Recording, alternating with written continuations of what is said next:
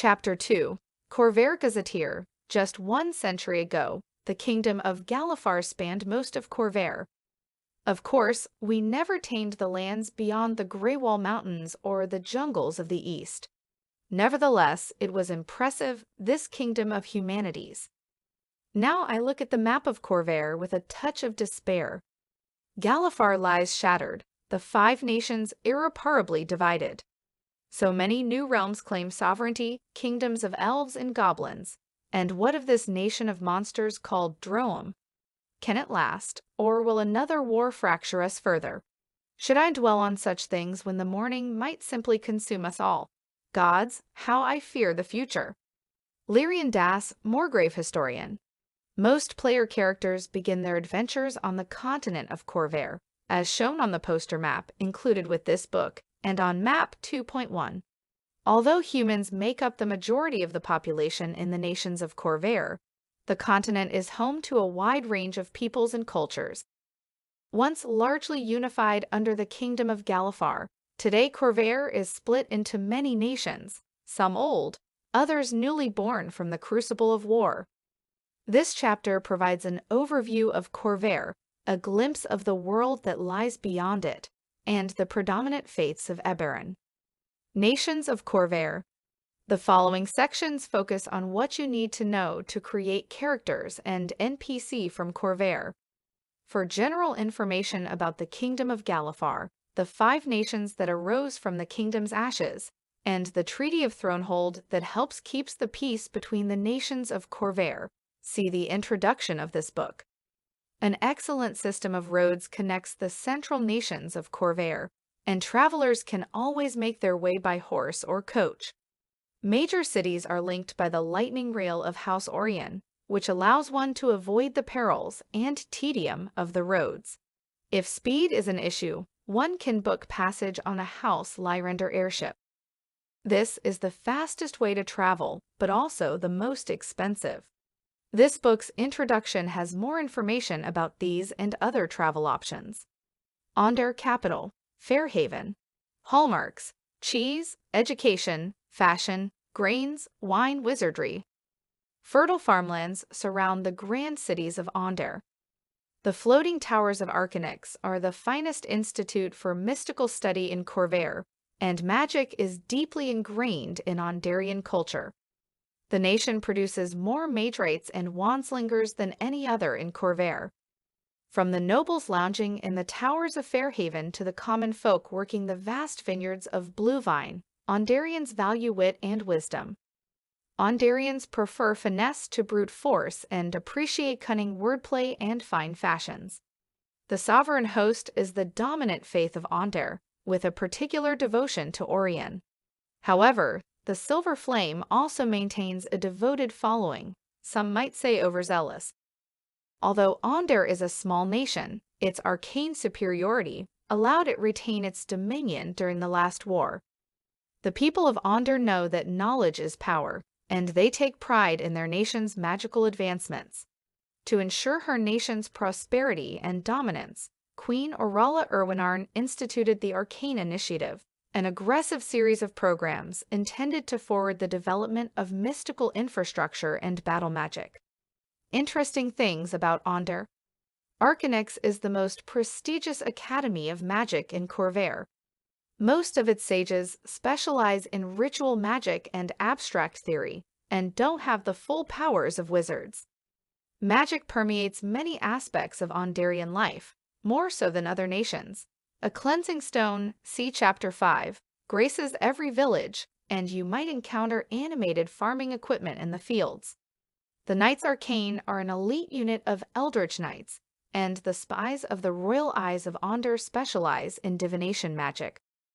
Some Aundairian nobles are bound by arcane pacts handed down through generations. Only remarkable heirs, such as player characters, develop into warlocks. Most such lines have an archfey patron. Aundairian characters. Regardless of your intelligence score, as an Aundairian you're sure you're the smartest person in the room. Consider the following characteristics for your Aundairian. Arcane talent. If you're not going to play a magic-using class, consider creating a high elf or a human with the Magic Initiate feat. Whether you favor damage-dealing cantrips or more utilitarian ones, every Aundarian should know a little magic. Magic beats mundane. Why use your hand when you could use Mage Hand? Why strain your muscles tugging on a bowstring when you could use a wand? Show some style. Don't settle for common clothes and a squalid meal when you could wear Glamourweave, see Chapter 5, and drink the finest wine. If you're a fighter, focus on finesse instead of crude strength, and never miss an opportunity for a clever quip. Cities and sites. Aundair intersperses pastoral farmlands between densely populated cities. Arcanyx.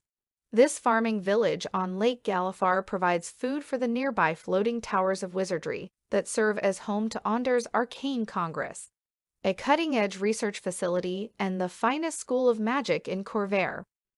The members of the Congress oversee the magical research conducted in these towers, advise Aundair's queen on all things magical, and confer with colleagues visiting from other nations. Apprentices come from all over Khorvaire to train at Arcanyx. If you're a wizard, sage, or artificer, you might have learned your craft here. Fairhaven. The capital of Aundair is one of the most beautiful cities in Eberron. Stunning displays of magical light and other arcane wonders enhance the exquisite architecture. This is the seat of the University of Winarn, a prestigious institution that draws students from across Khorvaire.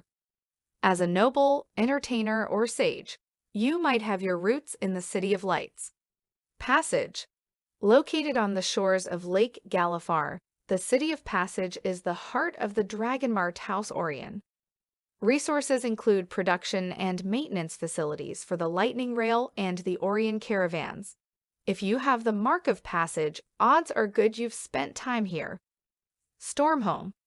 This island city is the seat of House Lyrander, and Queen Orala allows the house a free rein in governing the isle. It is the finest resort and vacation spot in Khorvaire. Spies, charlatans, sailors, and house agents all have a place in Stormhome. Even though the island escaped the devastation wrought during the last war, it remains a hotbed for clandestine activities. Lyrander wizards use magic to continuously alter Stormhome's weather, turning the otherwise bleak and storm-blasted location into a temperate island getaway. Sample: The Cornburg Chronicle. Wizard War brewing at Arcanyx. Before the war, the Arcane Congress served all Galifar. The most promising students from across Khorvaire came to study at Arcanyx, and students from Khorvaire, Cyre, and Aundair worked together to win honor in the trials of the Ninefold Path. Known to students simply as the Nine, this contest pits students of the 8 traditions against one another in a series of arcane challenges, along with a 9th bracket for those who have yet to select a tradition. Teamwork, independence, memorization, innovation. The 9 challenges competitors on many levels, and the finest wizards of Galifar were invariably champions of the 9. Thanks to the Treaty of Thronehold, students of all nations once again study side by side in the towers of Arcanyx. But no treaty or ritual can easily dispel the tensions of a century of war. Over the last year, we've reported on a number of hate crimes in the towers fueled by nationalist passions. Optimistic teachers hope that the 9 will showcase the diversity that has evolved over the course of the past century, highlighting Karrnathi advances in necromancy and evocation, Cyren illusions, and more.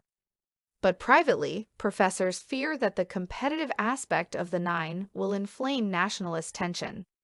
Some even believe that the lives of foreign students could be endangered should they defeat Aundarian champions.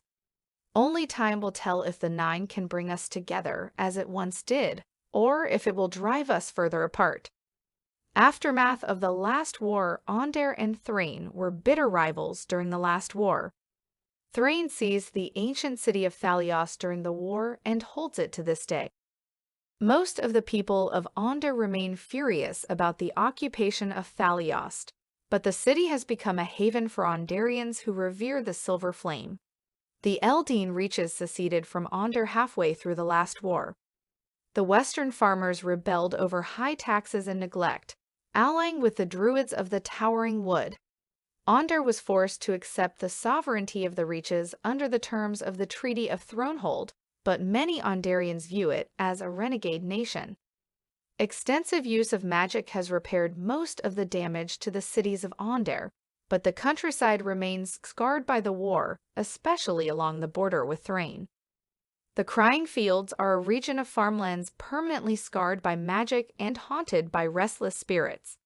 Aundairians claim their nation is stronger than ever, but some worry about the long-term impact of the loss of the Eldeen farmlands and the Crying Fields. Now, Aundairians debate over differing views of their nation's future. Some believe the first focus should be reuniting Aundair and the Eldeen Reaches, whether through diplomacy or force. Others consider Thalios to be the pressing issue, and still others support Queen Orala's claim to the throne of Galifar. When creating an Aundairian, consider whether you have ties to any of the affected regions, and if this influences your opinion of Thranes or Druids. Breland, capital, wrote, hallmarks: espionage, industry, metalwork, organized crime, subterfuge. In the wake of the last war, Breland is one of the most powerful nations in Khorvaire. Possessing a large population and abundant resources, Breland leads the continent in industry. The Brelish are known for their pragmatism and independence. They lack the discipline of Kens and the faith of the Thranes, but they excel at finding innovative solutions to problems. The Brelish also have a talent for intrigue and subterfuge. The King's Dark Lanterns is one of the finest intelligence agencies in Khorvaire, rivaled only by House Fireland and the Trust of Zilargo. The dark side of these aptitudes is a strong streak of cynicism, which allows crime and corruption to flourish in Brelish cities and temples. The sovereign host is the dominant religion of Breland, but in general the Brelish aren't as devout as citizens of other nations. King Boreanal Erwinarn rules Breland in conjunction with an elected parliament. Boreanal is a popular leader celebrated for his exploits during the last war, but his children have yet to prove themselves, and a growing movement advocates for abandoning royal rule when Boreanal passes. Interesting things about Breland. Sharn is the largest city in Khorvaire. Almost a nation in its own right, the City of Towers is a hub for commerce and intrigue. Chapter 3 provides more information on Sharn. The Boromir clan is the oldest and most powerful criminal organization in Breland. The Boromir halfling leadership maintains ties to the Talenta Plains. Other notable criminal organizations include the Monsters of Dosk and House Tarkanen, an alliance of assassins and thieves with aberrant dragon marks. See Chapter 4 for more about these crime syndicates. Breland's major cities are highly cosmopolitan. Due to its proximity to Droaam, Breland cities include more monsters, ogres, orcs, goblins, and even Sakuagin, harpies, and gargoyles than elsewhere in the Five Nations. Brelish characters. As you develop a Brelish character or NPC, consider the following qualities. Slightly shady. Many Brelish have a loose relationship with the law. Even if you're a hero, you might have questionable connections or friends in low places. Backgrounds such as criminal, spy, or charlatan can reflect this tendency, regardless of your class. You could also be a folk hero, who challenges the laws to protect the innocent, or an entertainer who plays in every dive in Sharn. Innovative and independent. Find your own path in the world. Don't simply follow established traditions. As a cleric, you might challenge your church and follow your own divine revelations. As a wizard, you could search for new techniques or attempt to unravel forgotten secrets. Practical. Whether it's about fashion, food, or conversation, the Brelish tend to be pragmatic. Why spend a fortune on a fancy meal when a simple one will do? You use whatever tool gets the job done, and you don't see a need for unnecessary flair.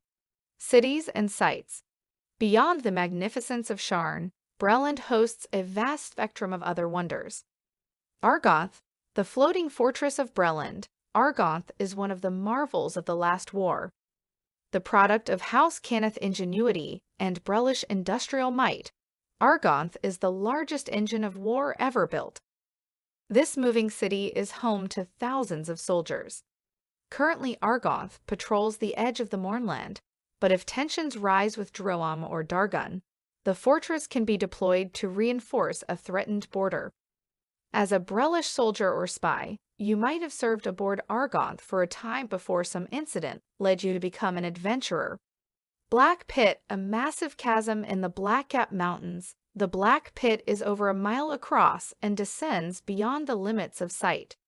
It's said to be an entrance to the abyss of Kyber, and foul creatures live among the caves that honeycomb its walls. A nearby village, also called Black Pit, provides a haven for deserters and other criminals, as well as a thriving black market. If you have shady friends, you've likely heard of Black Pit's reputation as a place to quietly disappear. Similarly, if you have ties to the King's Dark Lanterns, you know where to find some of Breland's worst criminals, New Cyre.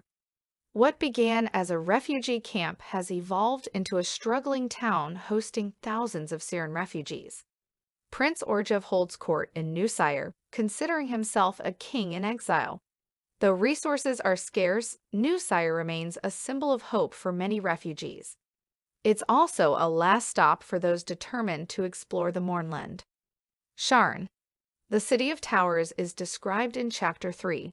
Law and chaos dance on a knife's edge here, one never truly gaining advantage over the other. Vatharnd. Throughout the last war, this town was beset by armies from Thrane, Cyre, and Karrnath.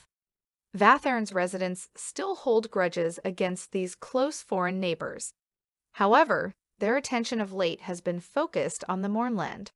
Nameless horrors have begun to slip into Breland from the east at an alarming rate, and Brelish soldiers and adventurers stationed in Vatharnd are usually the first to contend with these threats. Rote built on both sides of the Howling River at a point where the river widens, the ancestral seat of the rulers of Breland seduces visitors with its tree-lined avenues, elegant drawbridges, cleanliness, and laid-back atmosphere. Perched on a rocky island in the middle of the river, surrounded by military docks and barracks, is Broken Blade Castle, the king's stern fortress. In contrast to its welcoming countenance, Rote casts dark shadows, and much goes on quietly behind closed doors. The absence of beggars and riffraff in the streets might also raise suspicion that Rote is putting on appearances. The King's Dark Lanterns are ever vigilant here, and newcomers who aim to misbehave tend to disappear quickly and without so much as a whisper. Aftermath of the last war for Breland. The last war was an ever-shifting tangle of enemies and alliances. Breland fought Aundair, Cyre, Karrnath, and Thrane at various points of the war, as well as clashing with Darguun and Droaam. These conflicts caused many Brelish to embrace a cynical view of the world, a sense that no one can be fully trusted, and that people need to look out for themselves. As a Brelish character, you could have an axe to grind against any of the other nations.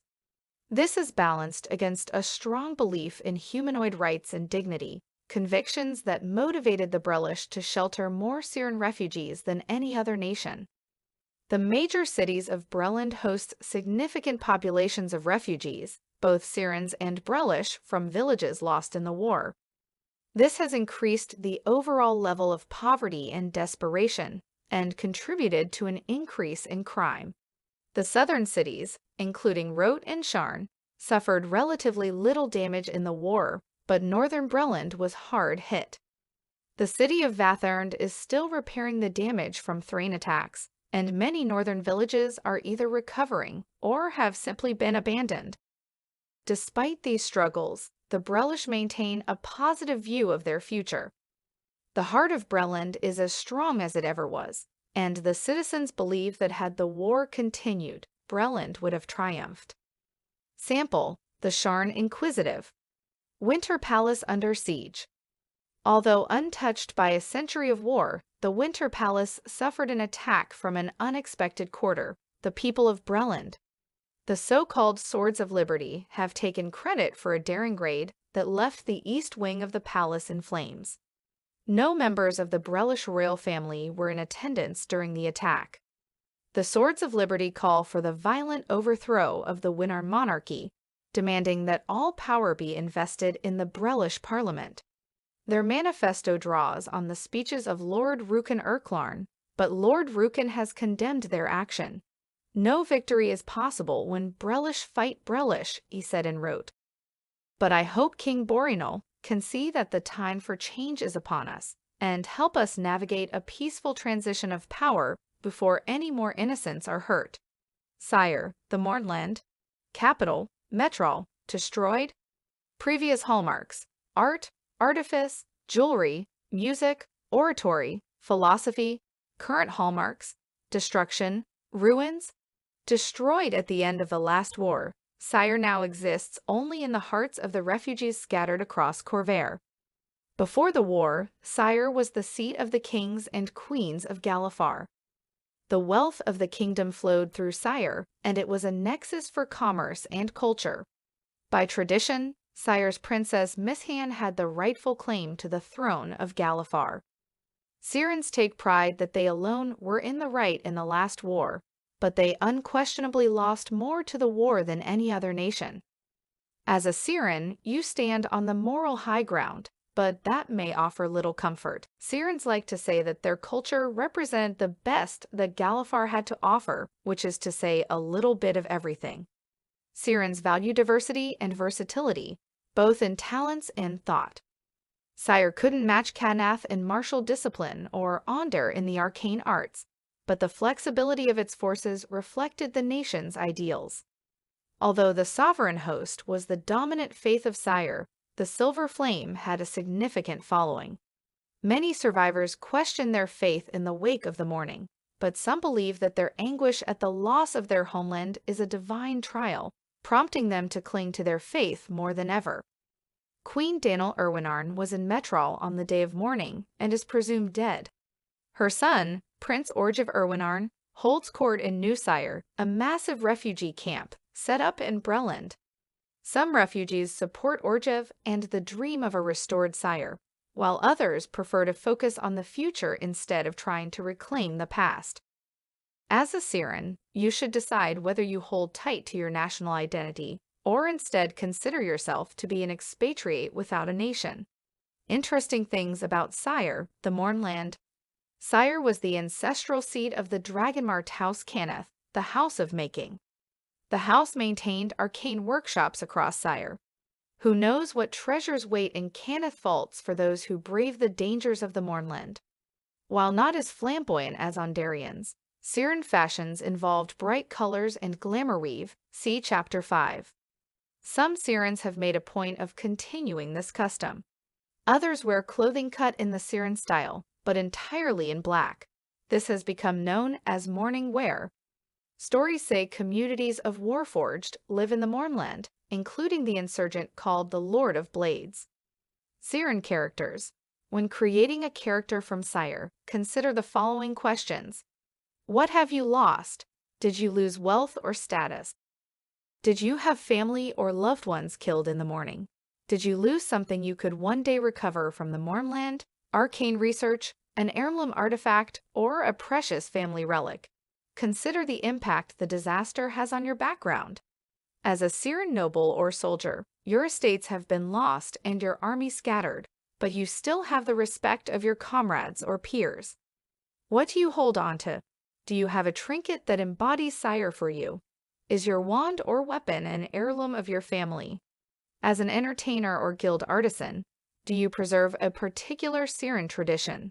What drives you? Are you determined to solve the mystery of the morning? Do you want to help other refugees, or are you concerned only with your personal survival? Is there something you want to recover from the Mournland, or would you prefer to never set foot in Cyre again? Do you hold a grudge against the nations that fought against Cyre in the war, or are you solely concerned with the future? Cities and sites. Cyre was devastated by the mourning. Its ruins have become grim reminders of the folly of war. Unknown threats, both magical and monstrous, haunt the Mournland. For more about the Mournland as it stands now, See Chapter 4. Eldeen. Once the seat of House Karrnath, this was a place of wonders, a city where magic comes to life. Marvels of the city included the clockwork menagerie, showcasing the golems and homunculi made by generations of artificers. Production facilities that housed 3 creation forges, see Chapter 5, and the miraculous steel gardens, an early breakthrough that paved the way for the living warforge. If you're an artificer or have ties to House Karrnath, you might have roots in Eldeen. Mror. Once the capital of Galifar, Mror was known as the Rising City, for many of its buildings stood atop soaring columns of rock that dared to scrape the heavens. The Cathedral of the Sovereign Host was the center for followers of that faith. The vault served as the mint and treasury of Galifar, containing cultural treasures deemed too valuable to be displayed. Salvagers dream of finding this golden palace. Floating gardens orbited the towering royal vermisherd. Now lost, the beauty of Mror lives only in Cyre memory. Seaside. A coastal town in southern Cyre, Seaside was a popular vacation spot even during the war. While not as celebrated a destination as Stormhome and Aundair, the memory of Seaside has become an iconic image of peace and tranquility for the people of Cyre. Aftermath of the last war. No nation won the last war, but Cyre unquestionably lost it. Other nations are recovering from the conflict, but Cyre is gone. The lands not destroyed in the morning were lost decades earlier to Darguun and Valenar. Cyrans who survived the war must now carve out a new destiny in the lands of their enemies, or in foreign nations, beyond what was once the kingdom of Galifar. In creating a Cyran character, first determine how you survived the morning. Were you outside Cyre when it occurred, or did you somehow escape the destruction? Where did you take shelter? Breland has taken in refugees and created refugee camps. Thrane also accepted refugees, but has worked to disperse and integrate them into the general population. Are you grateful or bitter?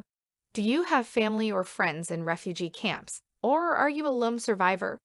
Other Cyrans sought opportunities on the frontiers, settling in the jungles of Khorvaire, or seeking a new life in the distant land of Zendrik. Many Cyran survivors are soldiers, veterans stationed on the front lines when the morning occurred. If multiple members of your party are Cyrans, you might have served together during the last war. Because Cyrans are so widely dispersed, you can encounter former comrades or friends anywhere in Khorvaire. Since Cyrans lost their lands, the distinctions between peasant and aristocrat have become moot. Even with a criminal background, you might have been a viscount in Cyre. Your background reflects your current standing and the resources you can call upon in the present. Darguun Capital, Rukondral. Hallmarks, dungeons, goblinoid mercenaries, ruins, goblins and their kin have always been part of Khorvaire. Their ancient empire spread across the lands now held by other nations, and goblin foundations still stand underneath many human cities. This empire collapsed into savagery, and when humans arrived from Sarlona, they drove the goblins from their ancestral lands. Thus, goblins have long been a disenfranchised people, living in the shadows of newer nations or in wild lands shunned by humans. The land now called Darguun was once part of Cyre. The hobgoblin clans known as the Galder were based in the Seawall Mountains, but during the war, the demand for mercenaries drew an ever-increasing number of goblins out of the mountains to fight for Cyre and Breland. Late in the war, a brilliant hobgoblin named Lhazaar recognized that the goblins had become the dominant military power in the region. Uniting the Galder under his banner, Haruk seized the territory he was supposed to protect. The 5 nations were unprepared, and Breland quickly negotiated an alliance with Haruk to secure the border. Cyre fought the goblins until the day of mourning, but the majority of delegates involved in forging the Treaty of Thronehold chose to recognize the new nation of Darguun to ensure peace. Darguun is a young and volatile nation, ruled by Lhazaar. Haruk remains a brilliant strategist and tactician, but many wonder whether he can maintain the web of alliances that hold the Galder together, and whether he and his people will be content to abide by the terms of the treaty. Other goblins still hidden in the mountains, the enigmatic heirs of Darguun, see Chapter 4, could pose a threat both to the goblins and the rest of Khorvaire. Traditionally, the Gauldur worshipped a form of the Dark Six. House Deneth introduced the sovereign host to the region, and some goblins have embraced this faith, especially the gods Dal Dorn, Dal Ara, and Valenar. Interesting things about Darguun. House Deneth has a strong presence in Darguun. No one will employ goblin armies in the wake of Haruk's betrayal, but security forces value smaller units of goblinoid mercenaries for their ferocity and skills. Darguun is a frontier nation. Although recognized by the Treaty of Thronehold, it doesn't abide by the common laws of the treaty nations. Law enforcement is unpredictable, and acts considered criminal in other nations are part of life in Darguun. A number of bugbear-dominated clans known as the Margol inhabit southern Darguun.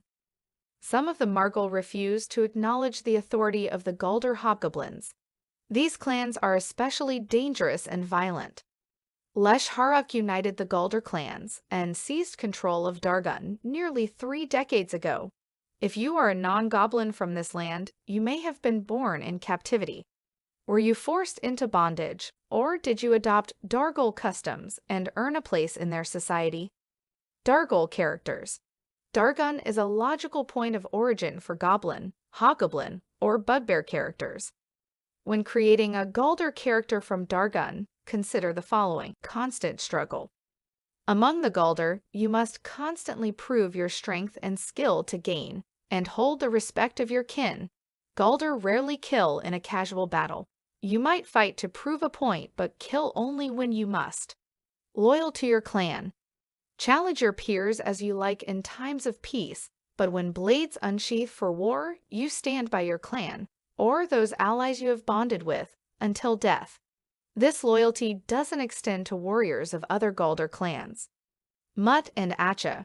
Your ancestors once forged an empire even greater than Galifar. Perhaps you believe that your people can reclaim this lost glory. The Darguuni were renowned for their martial skill and their discipline. Mutt roughly translates to duty to your empire, your clan, and your commander. Mutt is expected. If you have no Mutt, you have no place in battle. Acha corresponds to honor, especially your personal honor gained by virtuous deeds that transcend the expectations of Mutt, cities, and sites. 30 years ago, this region was part of Cyre. The goblins converted towns and villages and raised new settlements, but many ruins and abandoned farms remain. The region is also peppered with dungeons dating back to the ancient Goblin Empire. These can be found in the vast Torlock Moor or beneath the K'Atral rainforest. The Gathering Stone. This fortress enclave of House Deneth serves as a staging area for goblin mercenaries who wish to work for the house. It provides a stable and secure haven for travelers passing through the region, provided you're on good terms with House Deneth. Gorkenhorn. This fortified village lies close to the Mournland. Once it maintained the front line against Cyre. Now, the hobgoblins stationed here protect their people from the horrors that crawl out of the warped realm. If you're a goblin soldier, you might have served in Gorkenhorn. It's also a base for the scavengers and salvagers who venture into the Mournland. Lyrenton. Once a thriving Cyren town, Lyrenton is a ruin on the very edge of the Mournland. It's shunned by the Gauldur, who believe it to be cursed. At night, a terrible wailing that echoes among the ruins can be heard for miles across the plains. Rukondral, the largest city in Darguun, serves as the seat of Lhazaar. As the hub for trade, travel, and diplomacy, it also provides a haven for fugitives and smugglers. Lhazaar dwells in a fortress known as Kar Embarost, the Red House. Wyvern Skull. If you're a Gauldur sailor or guild artisan, this small city, Darguun's primary seaport, could be your home. The goblinoids who live here are a sociable, rowdy lot who are also, by and large, friendly toward strangers. Aftermath of the Last War. Darguun was born in the Last War, and the scars of its birth are still raw. Most of the Cyren population fled the Goblin Uprising, and those who remained were killed or enslaved. As a result, many burnt-out farms and abandoned villages have stood empty for decades. The broken paths of the lightning rail make travel into the interior difficult, and only the largest cities offer the basic services common elsewhere in the Treaty Nations. Any significant settlement is likely the domain of a single Galdor clan. While these clans give their fealty to Lhazaar, every clan lord holds absolute power in their town. Some clans are friendly to outsiders and welcome commerce. Others despise non-goblins. Lhazaar has abolished slavery in Rukon Dral, but some of clan lords continue this practice. Overall, Darguun is a nation that is still finding its identity, a kingdom that seeks to be more than a seized territory. The goblins carry the legacy of a mighty empire and stand in the shadow of the nations around them. Haruk wants to draw out the best in his people, to harness their strengths and achieve their potential.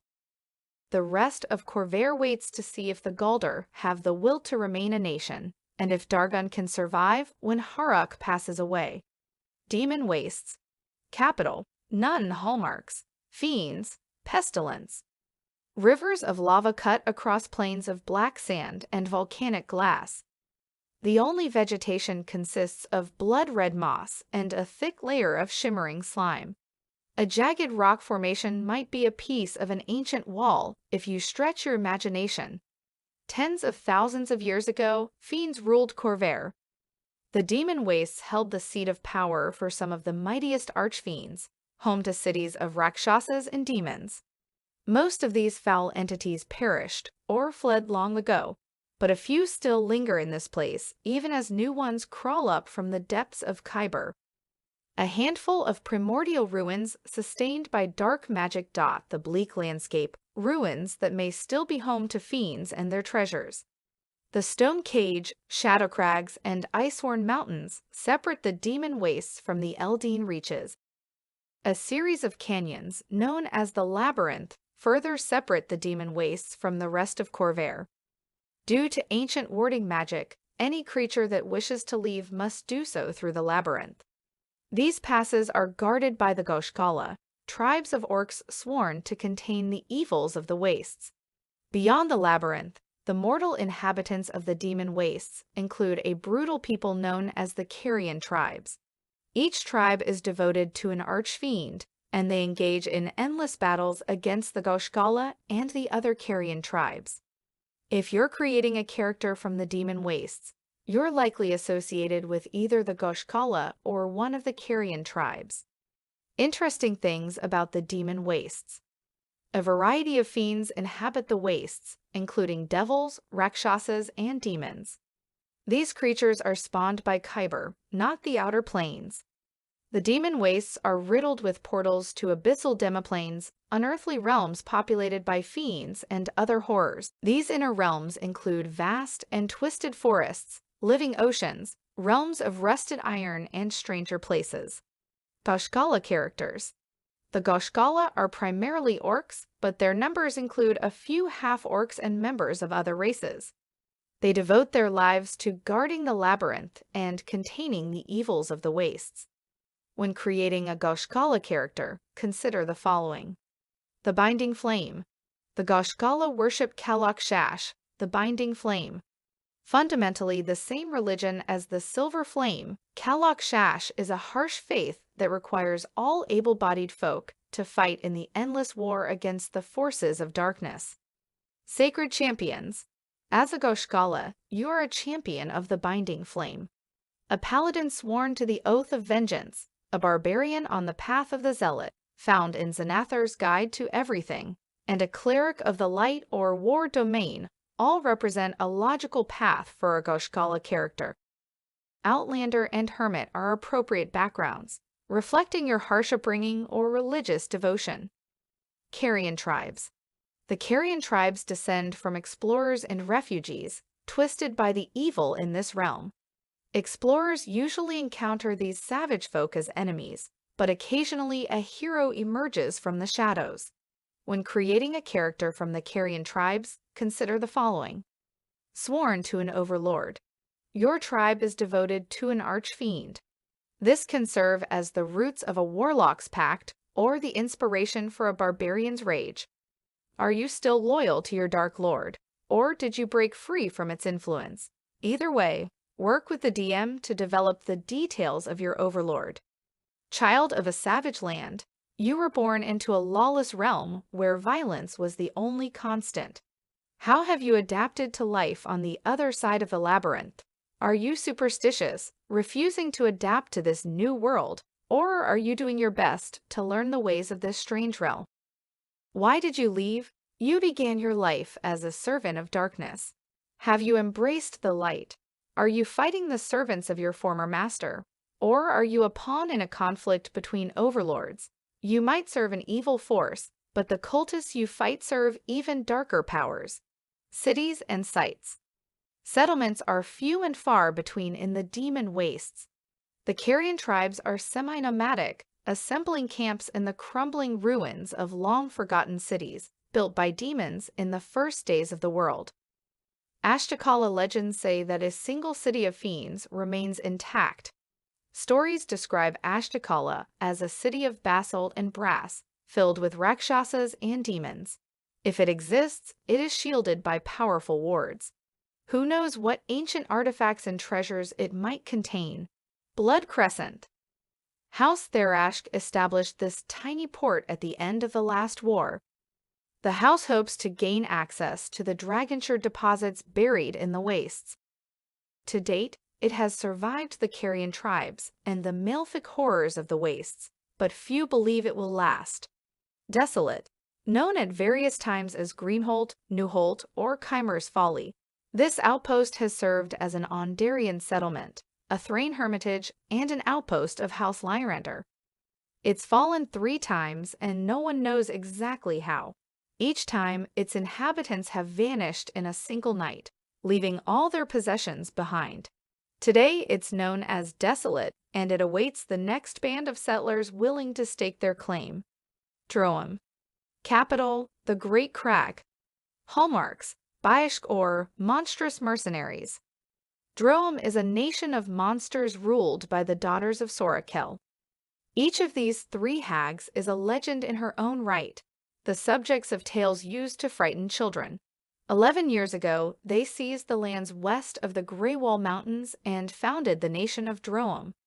Although Breland laid claim to these barren lands, Galifar had never tamed this wild region. Gnolls, orcs, and goblins commonly sought haven here, as well as ogres, trolls, harpies, minotaurs, medusas, tieflings, changelings, lycanthropes, and other races unwelcome in civilized lands. In the past, these creatures fought one another more often than they raided human settlements. Under the leadership of the Daughters of Sorakel, they have new purpose. The daughters use an army of ogres and war trolls to maintain order. To date, the other nations of Khorvaire have refused to recognize Droaam, and the region was not acknowledged in the Treaty of Thronehold. Most people believe that the monstrous nation can't last, that even the daughters can't hold the disparate alliance together, but Droaam is currently thriving and stronger than ever. Droaam works closely with House Thrashk, selling the services of monstrous soldiers and laborers and Baishk ore, a form of metal with magical properties. Beyond that, it's a still expanding frontier nation. The cities of Greywall and Great Crag grow larger and more organized every day, and the rest of Khorvaire is uneasy with the potential power of a fully realized Droaam. The monsters that inhabit Droaam retain their racial subcultures. Most worship the Dark Six, but other religious traditions flourish as well. Sample: the Khorvaire Chronicle. Descent into Droaam, my trail to terror, we're all going to die. That thought echoed through my mind as the wagon carried us toward the Great Crag. The diplomats around me intended to speak with the Daughters of Sorakel. All I could think about was the stories my grandmother used to tell me. Soramenia can crush a giant with her bare hands. She can eat the whole creature and still be hungry. If you're bad, she'll come in the night and carry you away. She'll make a lantern of your skull and torment you until the end of time. And she's the least frightening member of the Daughters of Sorakel. When I could set aside my sheer terror, I was learning a great deal about this strange nation. The daughters invested power in warlords, each of whom rules a territory in their name. It's sort of like Karrnath, except each of the warlords of Droaam is a horrifying monster. We were traveling through the territory of the Prince of Bones, an ancient troll said to be too evil to die. We'd already passed through the domain of Queen Sheska the Medusa, where even the trees are turning to stone. Harpies, gargoyles. There's even a king of the kobolds. Our caravan was being protected by gnolls. Not protected from gnolls, protected by gnolls. I thought things couldn't get any stranger. I couldn't have been more wrong. Interesting things about Droaam. Droaam uses the supernatural abilities of its citizens as tools, just as other nations of Khorvaire use magic.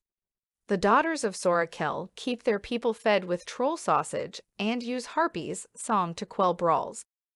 When dealing with monsters in Droaam, consider the practical applications of their abilities. When the Church of the Silver Flame purged lycanthropy from the Five Nations, a number of lycanthropes escaped into the region that later became Droaam. The Dark Pack alliance of lycanthropes, wurgs, and other supernatural predators hunts southern Droaam. Droaamite characters, minotaurs, orcs, gnolls, tieflings, changelings, and other monstrous species all have a place in Droaam. Consider these questions when making a Droaamite character. What makes you different? The people of Droaam aren't just humans with horns or green skin. Think about the unique aspects of your people and what makes you different from humanity, both physically and culturally. What are your ambitions? Citizens of Droaam are proud of their nation. You know that the rest of Khorvaire considers you a monster. Do you intend to prove that you and your kind are capable of deeds humanity can't imagine? Or are you driven solely by your personal desires, or the goals of your family or warlord? How does your background shape you? The diverse creatures of Droaam could include a kobold city-savvy rogue urchin, an orc outlander barbarian with little knowledge of the outside world, or a tiefling warlock sage versed in arcana and history. Cities and sites. In the past, particular creatures dominated the communities of Droaam. The harpy flights lived in mountain peaks, while the Medusas remained isolated in the citadel of Kajak. Under the rule of the Daughters of Sorakel, the Droaamites are creating cities where all manner of creatures live and work together. Greywall, known as the gateway to Droaam, this city sits on the border to Breland. Though dominated by monsters and ruled by a mind flayer, Greywall is both a center for trade and a haven for deserters and fugitives. The Dragonmart houses maintain outposts in Greywall, and House Therash governs the Kalabas, the foreign quarter inhabited by humans and other people from elsewhere in Khorvaire. The Great Crag built atop ancient goblin ruins, the crag is the seat of the Daughters of Sorakel. Few outsiders have seen this thriving city of monsters. Of the Dragonmart houses, only House Therash has a presence in the city. The Venomous Demesne. This hidden city is ruled by families of tiefling warlocks who wield powerful magic and craft dark wonders. If you're playing a tiefling or a warlock, you could have ties to the Venomous Demesne. Aftermath of the last war Droaam is barely a decade old. The treaty nations refuse to acknowledge its sovereignty. According to the terms of the Treaty of Thronehold, it's a rebellious territory of Breland. As a renegade nation, it is a haven for war criminals and deserters, as well as brigands and mages pursuing forbidden paths of magic. The monsters of Droaam have no particular love for these bandits and fugitives, and outlanders have to watch their step. Tensions remain high on the border with Breland, resulting in constant skirmishes and raids. Deeper within the nation, the Daughters of Sorakel build their power. Greywall and the Great Crag are constantly expanding, with goblins and ogres laboring through the night. Warlords drill their troops, forcing all manner of monsters to work together. A predatory aspect permeates life in Droaam, but also a sense of excitement, the belief that the daughters will lead Droaam to greatness. For centuries, the people of Droaam have hidden in the shadows. Now they stand in the light, and they are proud. Eldeen Reaches. Capital: Greenheart. Hallmarks: agriculture, animal husbandry, druidic magic. A stretch of fertile farmlands borders a vast, untamed forest. Farmers tend the fields, while tribes of shifters and circles of druids and rangers roam through the woods. These are the Eldeen Reaches. Druids and shifters dwelled in the towering wood for thousands of years, but the eastern farmlands of the Reaches were part of Aundair until the last war. The lords of Aundair focused their resources on the war effort, ignoring banditry and other problems faced by the farmers of the east. The Wardens of the Wood, largest of the druid sects, came to the aid of these farmers. 50 years ago, the people of eastern Aundair seceded and formed the Eldeen Reaches. The Treaty of Thronehold recognized the Reaches as a nation, but its citizens fear Aundair will try to reclaim the region. Druidic magic is central to life in the Eldeen Reaches. Its people seek to live in harmony with the natural world, and each community has a druidic advisor who helps with planning and planting. The towering wood is also home to tribes of shifters, who maintain a nomadic existence. The Wardens of the Wood uphold order and settle disputes, and the Great Druid Olean, an awakened great pine, is the spiritual leader of the Reaches. Interesting things about the Eldeen Reaches. The towering wood is vast and untamed. The Wardens of the Wood seek to protect travelers, but swathes of forest remain entirely untouched by human or shifter.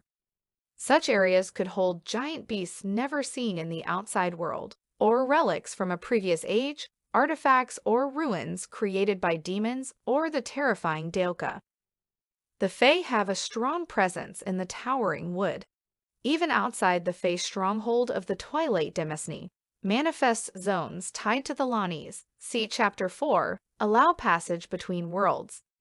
The Eldeen Reaches are a logical origin for a character with ties to the Fae. Druidic magic is a vital tool in the Eldeen Reaches. Residents use animal messengers to carry communications between villages, and beasts perform vital services. Goodberry wine takes the place of House Vidali's healing. Communities include awakened animals and plants as members. Eldeen characters. When creating an Eldeen character or NPC, consider the following. Farm or forest? Did you grow up on one of the farms of the Eastern Reaches, or did you spend your childhood in the towering wood? Are you comfortable in buildings, or do you prefer the open air? As a child of the forest, you might take the Outlander background, or perhaps you became a folk hero by defending farmers from bandits and beasts. Natural magic. Druidic traditions play an important role in Eldeen society. If you're a druid or ranger, are you a stoic warden of the wood or a grim child of winter? Even if you're not a spellcaster, the Magic Initiate feat can provide you with a few spells to reflect a basic initiation into the druidic mysteries. A land with no lords. The Reachers are fiercely independent. They broke with Aundair and they bow to no monarch. The folk of the Reaches value talent over titles. The Eldeen people respect the guidance of the druids, but they all work together to solve their problems. No one gives orders to a Reacher. Cities and sites. Most people of the Eldeen Reaches live in villages and on farms. Some folk in the towering wood make their homes in the vast trees, while others are wanderers. The Gloaming. This region of the towering wood has strong ties to the sinister plane of Mabar, see Chapter 4. It's charged with negative energy, and undead and other malevolent creatures lurk in its shadows. Greenheart, the grove of the Archdruid Olean, the awakened grapepine, is a place of great primal power. The Wardens of the Wood are based around Greenheart, but all the druid circles of the Eldeen Reaches send emissaries to Greenheart when they have important matters to discuss. The Twilight Demesne. Located within the towering wood, the Twilight Demesne has close ties to the fairy court of Thelanis, See Chapter 4. Fae abound in this forest, and those who wander within may stumble upon the city of Rose and Thorn, the domain of a powerful archfey called the King of Summer. If you're playing a character with ties to the Fae, the Twilight Demesne could be your home. Varna, the largest city in the Reaches, serves as the gateway for commerce with the world beyond. Reacher merchants come from far and wide to sell their goods in the markets of Varna. All the Dragonmart houses have outposts in Varna, but as the ancestral seat of House Vidalis, it houses their largest enclave. Aftermath of the last war. The farmers of the eastern Eldeen seceded from Aundair during the last war, and tensions between the two nations remain high. Most Reachers believe it's only a matter of time until Aundair tries to reclaim the region, and every village has a militia ready to serve. The people of the Reaches value hospitality and regard all people as equals, but the fear of Aundairian aggression can cause Reachers to treat foreigners with suspicion or hostility. Karrnath capital, Khorvaire.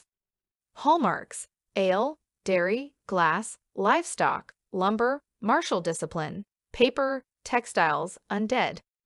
In a nation of storms and long winters, the grim and stoic Kens are accustomed to enduring hardship without complaint.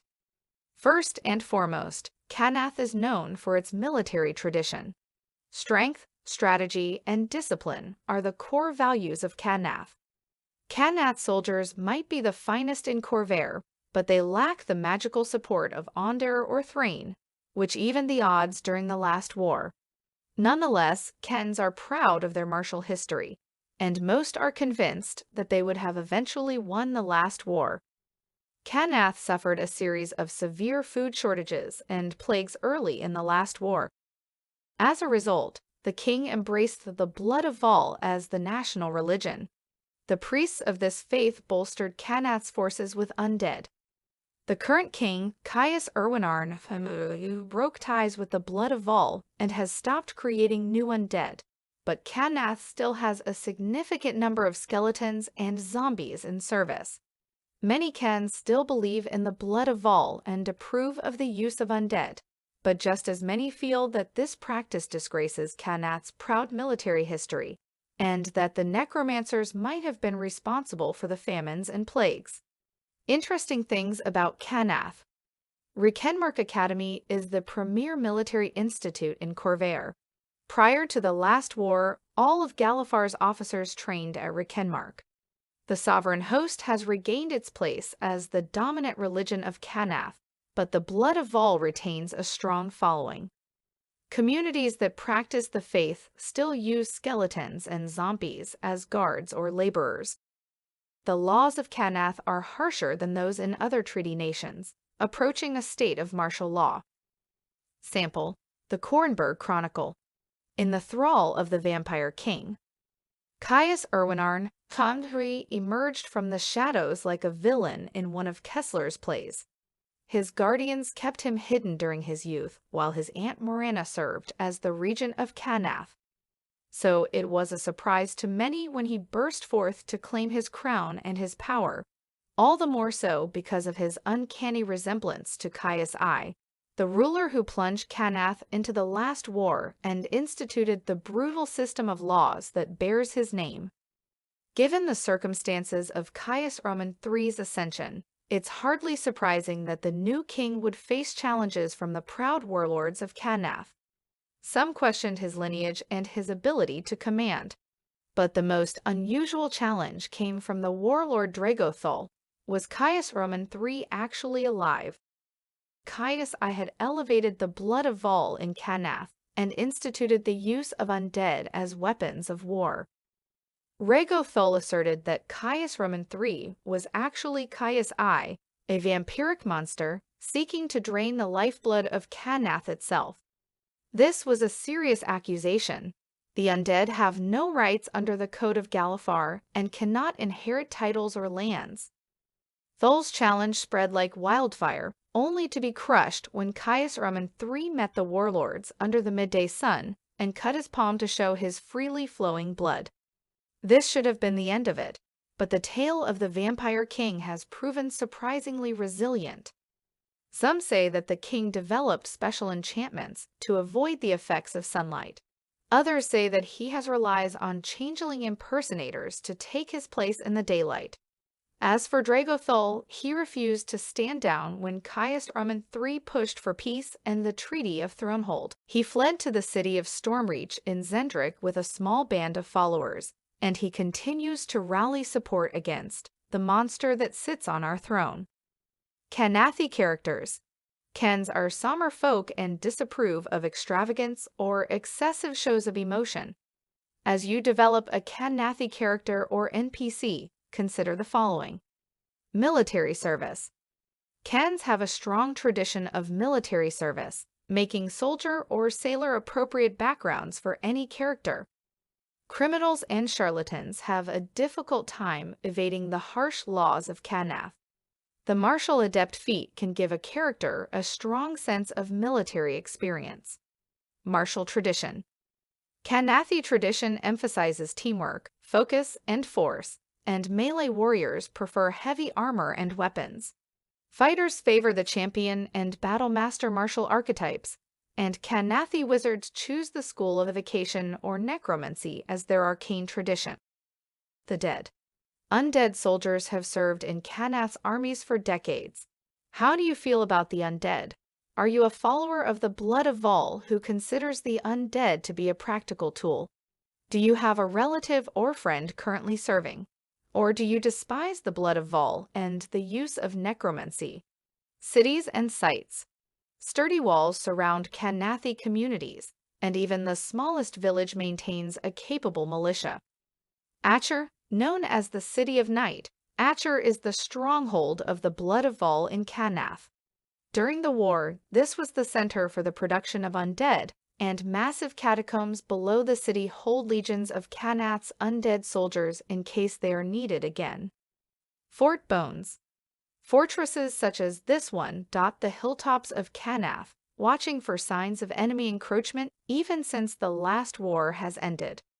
Fort Bones garrison consists primarily of Karrnathi undead soldiers. No lights glow here, as these undead rely on dark vision to see. Callacton. The turbulent Cyre River separates this city from the deathly Mournland. Callacton is the birthplace of kings. Both Can the Conqueror and Galifar I were born here, and is the center of power for House Denith. The house's headquarters, Sentinel Tower, dominates the city's skyline. A stern edifice of angular stone, Sentinel Tower radiates martial authority and is one of the most heavily defended fortresses in Khorvaire. Surrounding the tower are training grounds, barracks, and smithies to accommodate all of House Denith's needs.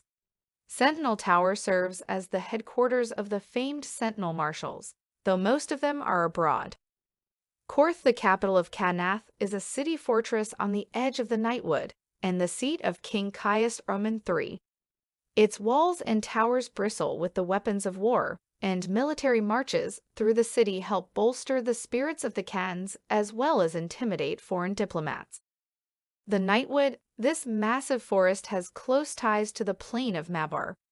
Monsters sometimes slip out of the Nightwood to threaten the surrounding regions. Criminals and fugitives who flee into the Nightwood find the dangers within deadlier than any Karrnathi executioner. Aftermath of the last war. Karrnath has always been a martial nation, and its people remain vigilant. Early in the war, King Caius I instituted the Code of Caius, a strict set of laws and limits. Karrnath weathered a number of famines during the war, and this privation led to an ongoing program of rationing to ensure that the nation is prepared for whatever lies ahead. The war is over, but the Code of Caius and the rationing remains in place. The people of Karrnath willingly endure ongoing hardship to ensure that their future is secure. The populace frowns on excess of any sort, accepts limits on luxury items, and approves of swift and harsh punishments for crime. King Caius Armand III was one of the architects of the Treaty of Thronehold and remains committed to peace. However, many of the nation's warlords believe that Karrnath would have won the last war and that Caius denied the Karrnathi people their rightful destiny. Should these warlords gain sufficient support, they could push for a military coup. A second destabilizing factor is the tension between the followers of the Blood of Vol and the Karrnathi traditionalists. The Seekers assert that the Blood of Vol saved Karrnath and point to the power of its undead troops. The traditionalists claim that the dark magic of the Seekers caused famines and plagues, crippling Karrnath and forcing it to rely on the undead. The Blood of Vol could back an uprising in Karrnath, or those who wish to drive out the Seekers could trigger a civil war. Lhazaar Principalities, capital, Regalport. Hallmarks, fish, mercenaries, merchants, pirates, ships. This loose confederacy of pirate lords, merchant princes, and sea barons holds the northeastern coastline of Khorvaire and the many mist-shrouded islands scattered across it. Recognized as a single allied nation under the Treaty of Thronehold, the principalities are more of a loose alliance. Each island domain has its own values, goals, and feuds with other domains. The Lhazaar are the finest sailors in Khorvaire. During the last war, they served all nations as privateers and engaged in piracy on the side. When the war ended, they returned to the merchant trade, but pirates still hunt on the open seas. The Lhazaar value their independence. Here, anyone can rise to captain a ship or even seize a principality. Leadership is earned, not given. Nevertheless, High Prince Ryger Erwinarn of Regalport seeks to forge the principalities into a unified force. He has the finest fleet, and his efforts ensured that the principalities gained recognition at Thronehold, after which he awarded himself the title of High Prince. So far, the other princes have rejected his proposals for a stronger union. Some principalities are devoted to the Blood of Vol, and a few favor the sovereign host. Beyond these, the Lhazaar show little enthusiasm for religion, though many curse the devourer when a storm comes. Interesting things about the Lhazaar Principalities. Rulership of the principalities is so fluid that it's possible for someone to start the day as a sailor and end it as a prince. A campaign could easily be based around a party of adventurers gaining a principality. The Wind Whisperer Principality includes a number of half-elves with the Mark of Storm, foundlings with no tie to House Lyrander.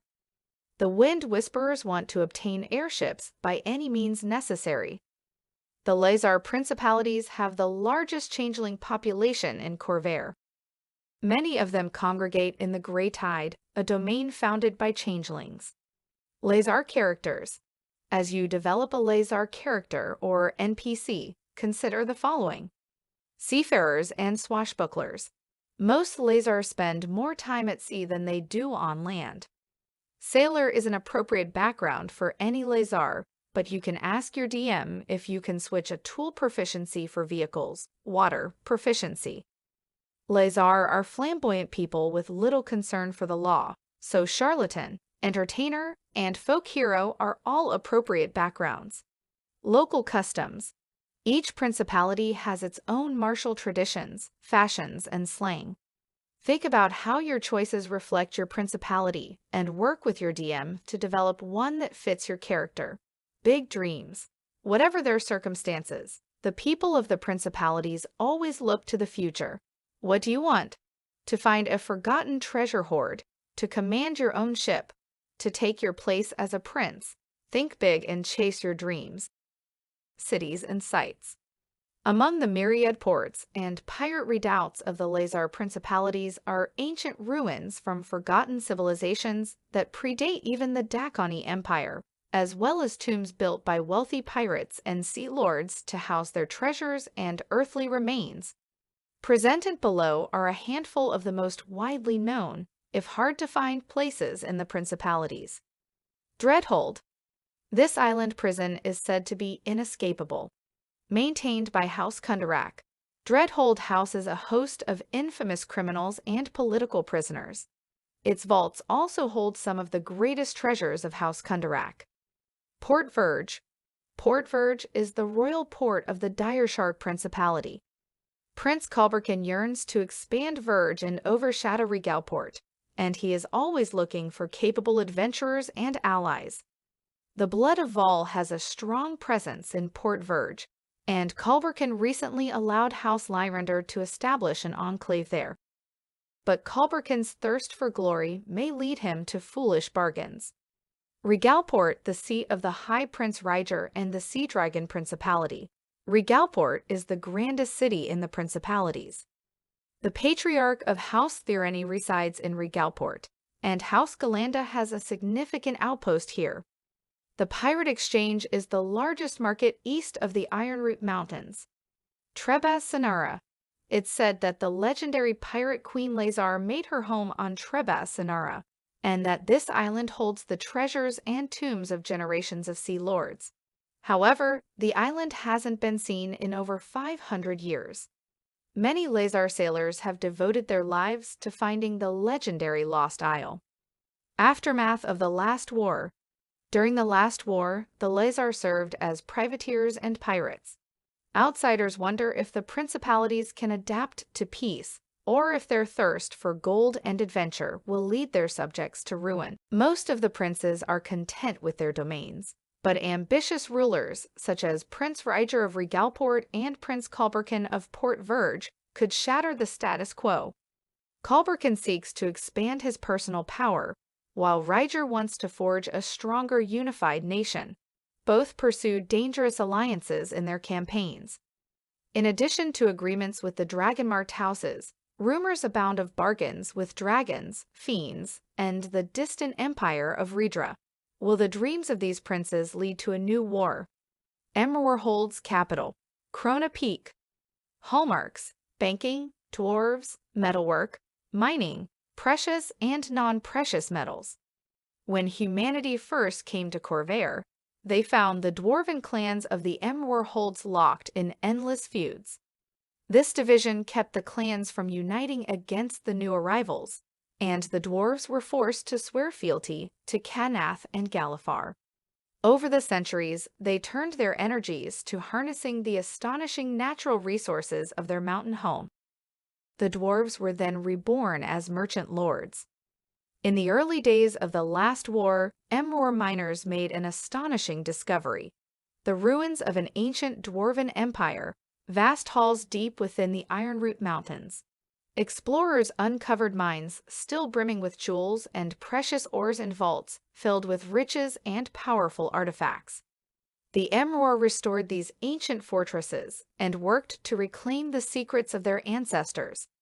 Seeing the untapped potential of the realm below and the broken kingdom of Galifar, the clan lords joined together to form the Iron Council and to declare the independence and sovereignty of the Mror Holds. One question remained: what had become of the ancient dwarves? The answer soon became apparent. As the Mror delved deeper into the realm below, they woke an ancient evil: Darn the Corruptor, a Daelka lord of madness. Hordes of aberrations and Darrow rose from the depths to challenge the explorers. For decades, the Mror lords have been fighting a battle in the depths, struggling to drive the darkness from their ancestral halls. Many dwarves revile anything to do with the Daelka. Others believe that the Daelka can grant the Mror dwarves the power to overcome any enemy. Some clans have taken up symbionts and living weapons recovered from the depths, and cabals of warlocks draw on the power of the Plain of Zoriat. See Chapter 4. The Mror Holds consist of a loose confederation. 12 noble clans each govern a hold, and have a representative on the Iron Council, which resolves disputes and issues affecting the entire nation. Each hold includes a number of lesser clans, who owe fealty to the noble line. Those who occupy land above have the right to claim the halls that lie below if they can. The sovereign host is the dominant faith of the Mror Holds. Kal Korin is the most beloved of the sovereigns, but the dwarves also revere Boldre, Daldorn, Aladra, and Aundair. Interesting things about the Mror Holds. The Mror Holds contain deep reserves of gold, silver, and other rare and precious metals, along with iron and other ores. The Mror dwarves are skilled miners and artisans. A clan of orcs called the Jehorashter live among the Ironroot Mountains. The Jehorashter have been slowly crowded into the least hospitable regions of the mountains. A few dwarven clans seek to incorporate the Jehorashter into Mror society, but others wish to drive them out once and for all. The dwarves have recovered artifacts and arcane secrets from the realm below. Dwarf artificers are still working to master the techniques of their ancestors, while warlocks strive to harness the powers of the Daelka. Mror communities are shaped by the artifacts they possess or by their interactions with the Daelka. A Mror lord might serve guests from a bottomless cauldron of wine, while another studies strangers using a crown of eyes, claiming that this living artifact reveals all evil intent. Mror characters. As you develop a Mror character or NPC, consider the following. Clan focus. The dwarf clan is the heart of Mror culture. Is your clan known for mercantile power or martial skill? Are you a noble, even if you're a few steps removed from true power, or are you a guild artisan or soldier? Most Mror have embraced modern martial techniques, but a few minor clans still cling to barbarian traditions of the past. What caused you to leave your hold? Are you serving your clan and honing your skills, or have you been exiled from your homeland? The realm below. How has the realm below affected your family and your character? Do you oppose the foul forces that infest your ancestral halls, or do you see them as a source of power? You might be a paladin sworn to oppose the horrors that dwell in the deep, or you could be a warlock who's forged a pact with a great old one patron, one of the dark powers in the depths. Pride in possessions. From the wealthiest clan lord to the humblest miner, the Mror take great pride in their possessions. Quality is more important than appearance, and you're interested in the history of the items you carry. If you find a magic weapon, you want to know the battles it has seen and the warriors who have wielded it before you. This is especially true of the relics recovered from the realm below. Who forged the blade you carry? Do you bear a trinket from a forgotten age? Cities and sites. The Mror Holds spread across the Ironroot Mountains. Most Mror communities are at least partially subterranean, extending down into the mountains. The realm below is deep beneath the surface, and not every town has a passage to it. Karrnath Peak. Located in the dwarven realm of Thronehold, Karrnath Peak serves as the seat of the Iron Council and thus is the Mror Hold's equivalent of a capital. This center of commerce provides a major connection to the Western nations. Khorvaire's throne, Khorvaire's largest temple to the sovereign lord of world and wealth, dominates the cityscape. Solengap, the holdfast of Clan Soldarak. Solengap boasts vast gold mines and the largest mint and treasury in Khorvaire. Clan Soldarak has recovered many Daelka tools and weapons from the realm below. Solen lords proudly wear symbionts and make no effort to hide their warlock packs. Thronehold 400 years ago, the dwarves of Clan Noldrun vanished. All expeditions that delved into Thronehold ended in disaster, and the region was declared to be cursed and shunned. At the time, the dwarves believed that the Jehorashter orcs were responsible, but now it seems more likely that the Noldrun opened a path to the realm below. What malevolent powers have claimed the halls of Thronehold? The realm below. No one knows the extent or depth of the ancient dwarven empire deep beneath the Ironroot Mountains. Great wealth and arcane secrets remain hidden in these halls, along with endless hordes of aberrations. As an Mror adventurer, you could help your family reclaim lands from the realm below, or you could lead your allies into the deep in search of wealth and glory. Sample, the voice of Karrnath, Mror Holds, birthplace of abomination. It's been exactly 70 years since the Iron Council declared the Mror Holds independence from Karrnath. King Caius Urmtu was newly seated on the steel throne and lacked the resolve to bring the dwarf lords to heel. Now we see the harvest we have sown, and it is horrifying. Without the firm hand of Karrnath to keep them on a righteous path, the Mror dwarves have embraced foul powers. Witness Lord Malus Soldarak, seen in court this week for trade negotiations. His breastplate was forged from chitin and muscle, and it seemed to pulse with its own heartbeat. A guard present at the event said that Soldarak's axe moaned when the blade came close to him, as if the weapon hungered for human blood. This is what springs from our mercy and forbearance. Who knows what horrors the dwarves are crafting, or breeding, in their mountain halls? We cannot stand by and let this vileness continue. For the good of our nation, we call on all true Khans to demand that Regent Morana unleash our full might on the Mror Holds and cleanse this horror. Aftermath of the last war. The Mror Holds declared independence during the last war. Many nations depend on the resource of the Holds, and the Treaty of Thronehold affirmed its sovereignty. To the casual observer, the Mror dwarves' star appears to be rising. Their minds seem to offer limitless resources. Mror artificers make amazing strides as they study the relics of their ancestors. The dwarves are proud of their ancient past and optimistic about the future. Most Mror are generous and courageous, eager to show off their wealth and accomplishments.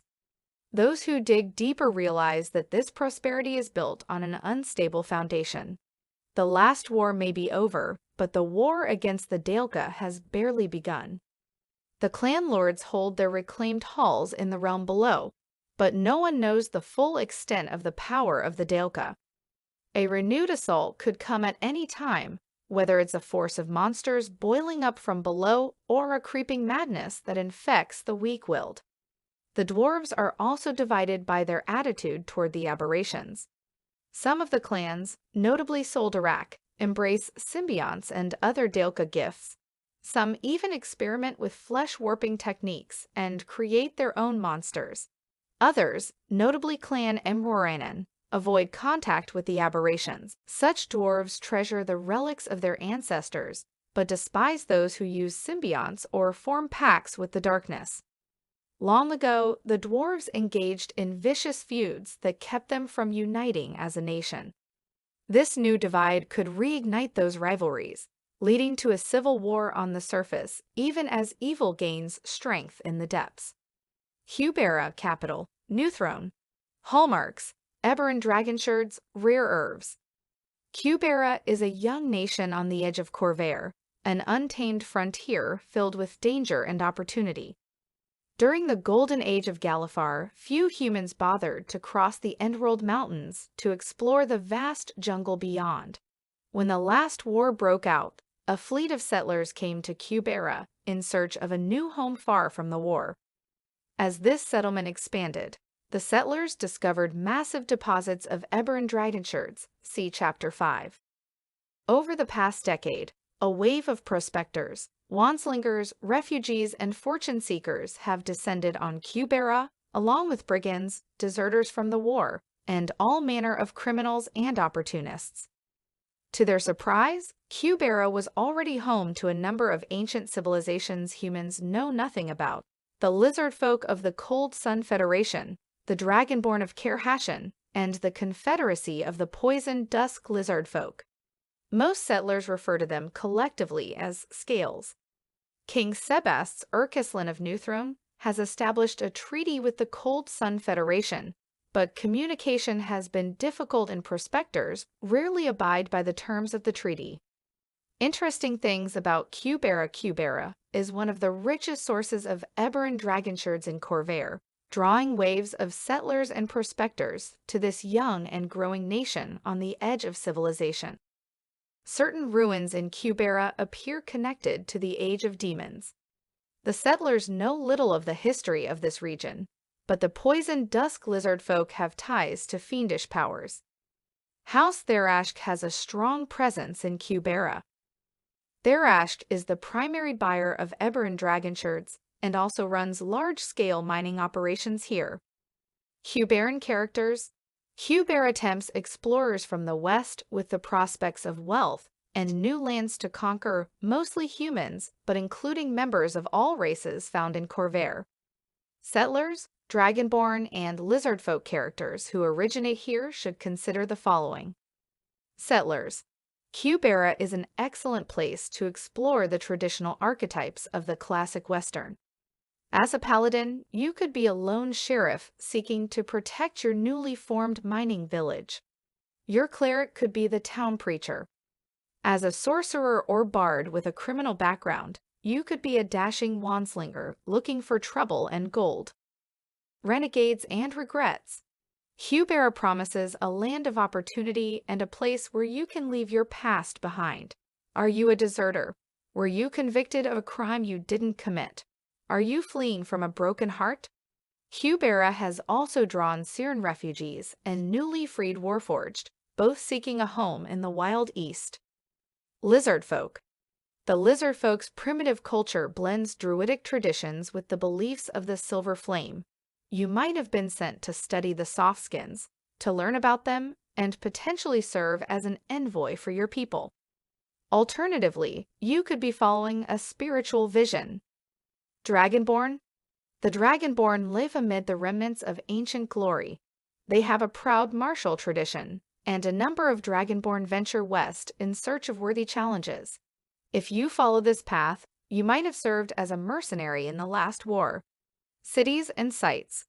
Khorvaire is split into 3 main regions. New Galifar is the original colony.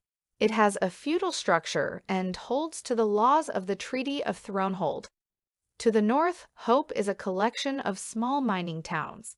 In Hope, the law goes only as far as the people willing to enforce it. Beyond these human regions lie the unexplored lands of the Scales. Hakatorvhak explorers tell stories of a city hidden deep in the jungles of Khorvaire, a wondrous citadel of obsidian and brass. According to these tales, the city is filled with treasure and guarded by a dragon fused with an ancient demon. New Droaam, the capital of New Galifar and the seat of King Sebasts, New Throne is the largest city and port in Khorvaire. Myriad people from all over Khorvaire mingle here in crowded streets.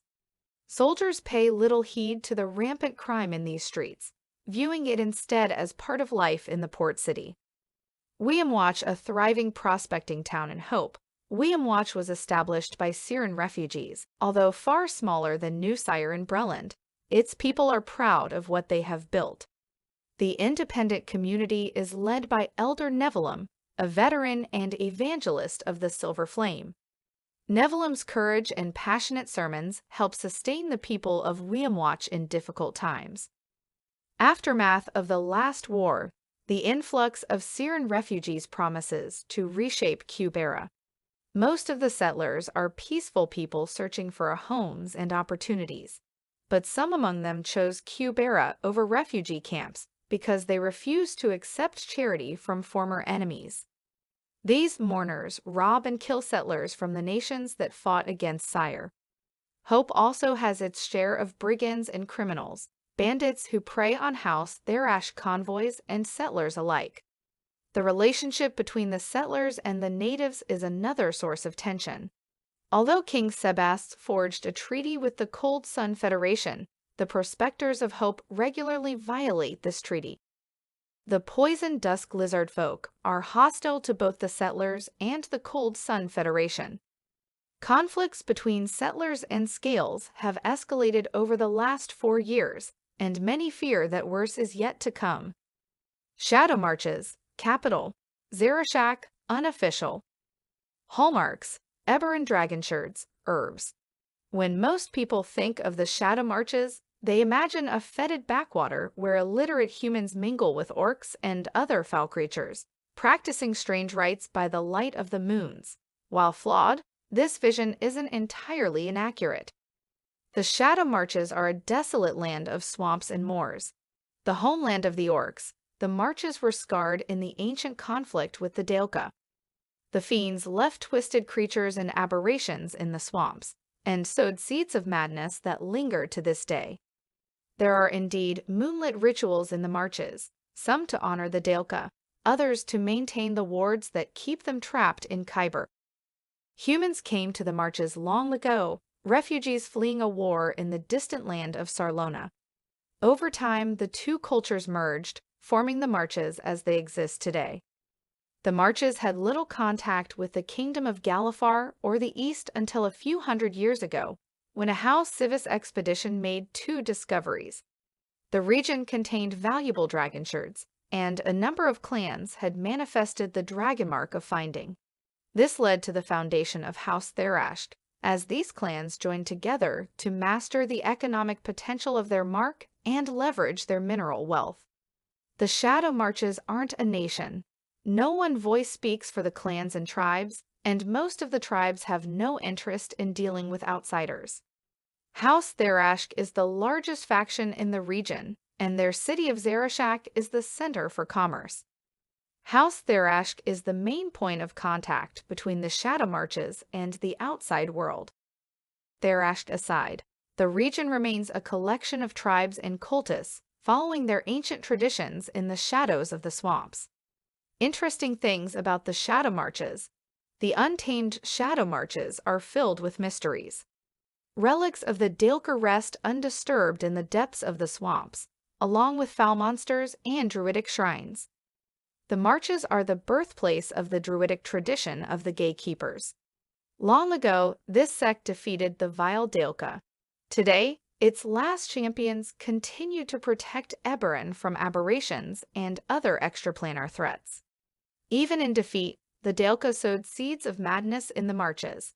Followers of the cults of the dragon below remain scattered across the region. Some of these cults work with mind flayers and other aberrations. Others have no evil intent, but are driven by dangerous delusions.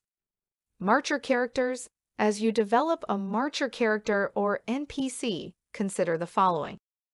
The Mark of Finding. An alliance of Marcher clans formed House Thrashed, but not all those who carried the mark chose to join this house. As a half-orc with the Mark of Finding, you could be a child of the Marches with a strong tie to the house, or you could be a scion of a small tribe of hunters, proud of your independence and suspicious of the houses.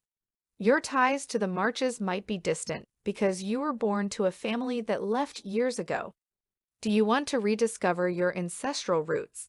Madness and mysticism. Most Marchers have a mystical view of the world, beliefs shaped by the traditions of the Gatekeepers and the madness of the Daelka. Marchers typically feel that the people of the Treaty Nations are blinded by their civilized ways. You have heard the truth in the voices of croaking frogs and seen it in the shadows shifting on the water. Whether you're loyal to the Gatekeepers, the Sovereign Host, or the Dragon below, superstitions inform your path, clan or tribe. The people of the Shadow Marches are split into 2 distinct cultures. The clans blend the traditions of human and orc, building towns and working with steel. If you were raised in one of the clans, the ways of civilization aren't that strange to you. You've seen the city of Zarashak and worked with House Thrashed. By contrast, the Marcher tribes maintain traditions that predate humanity. As nomadic hunter-gatherers, they don't work metals. They make their tools from stone, hide, wood, and bone. If your character is from one of the Marcher tribes, you might be the first of your people to leave the swamps. Why have you left your people? And how are you adapting to this new world? Cities and sites. The clans of the Shadow Marches primarily live in small towns and villages, their huts raised above the swamps on stilts. The Shadow Marches contain many manifest zones tied to Zoriat and Kithri. See Chapter 4 for descriptions of both the plains of madness and chaos. Time moves strangely in places in the deep swamps, which twists mundane beasts and plants into strange shapes. Daelker ruins linger in these areas, remnants of the ancient war against the goblins and orcs that once dominated Khorvaire. Dragonshard Fields.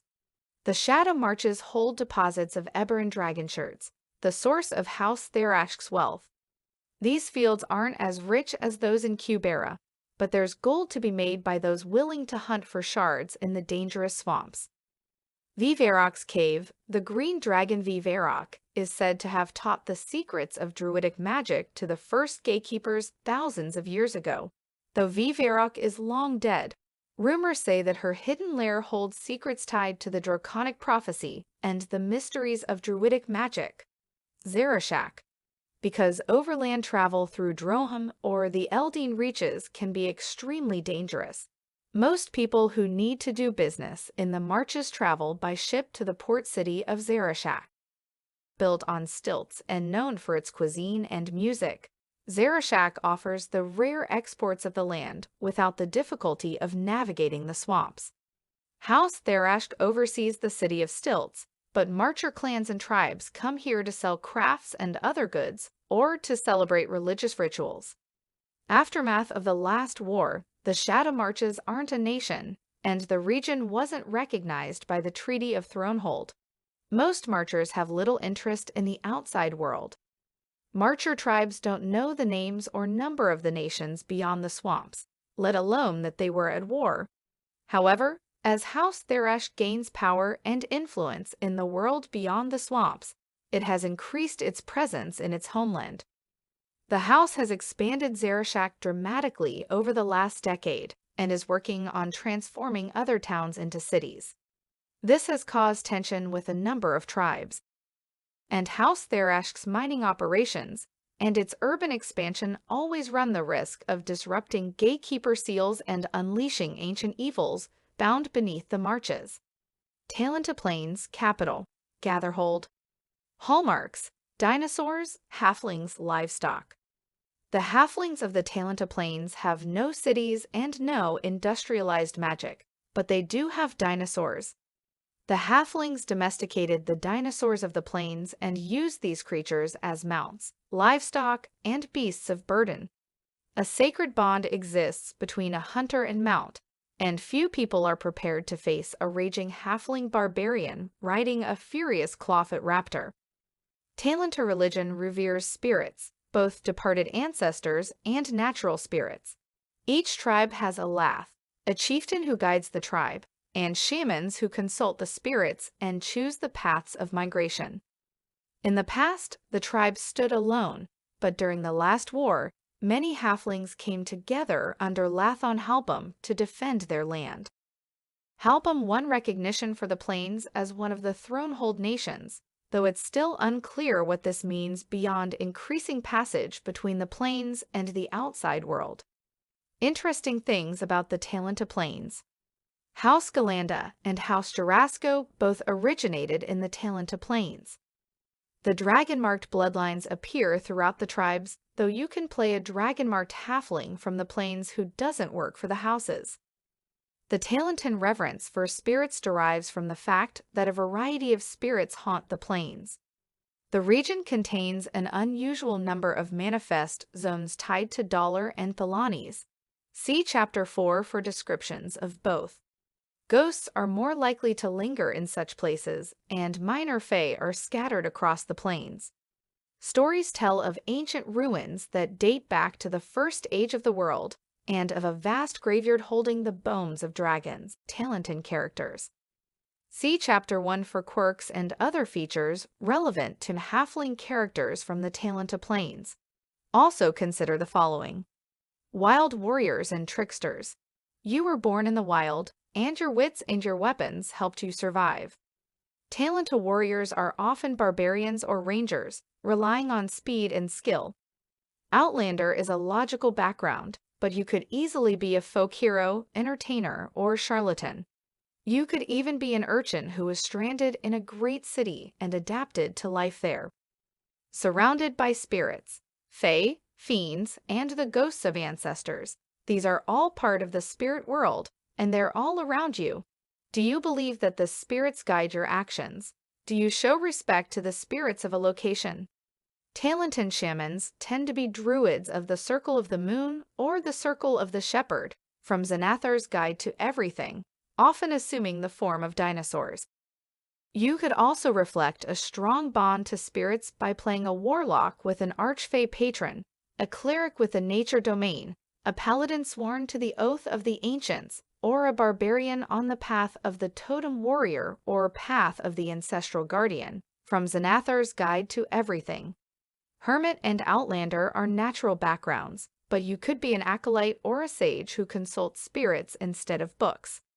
Warriors and shamans both wear masks to present a particular face to the spirit world.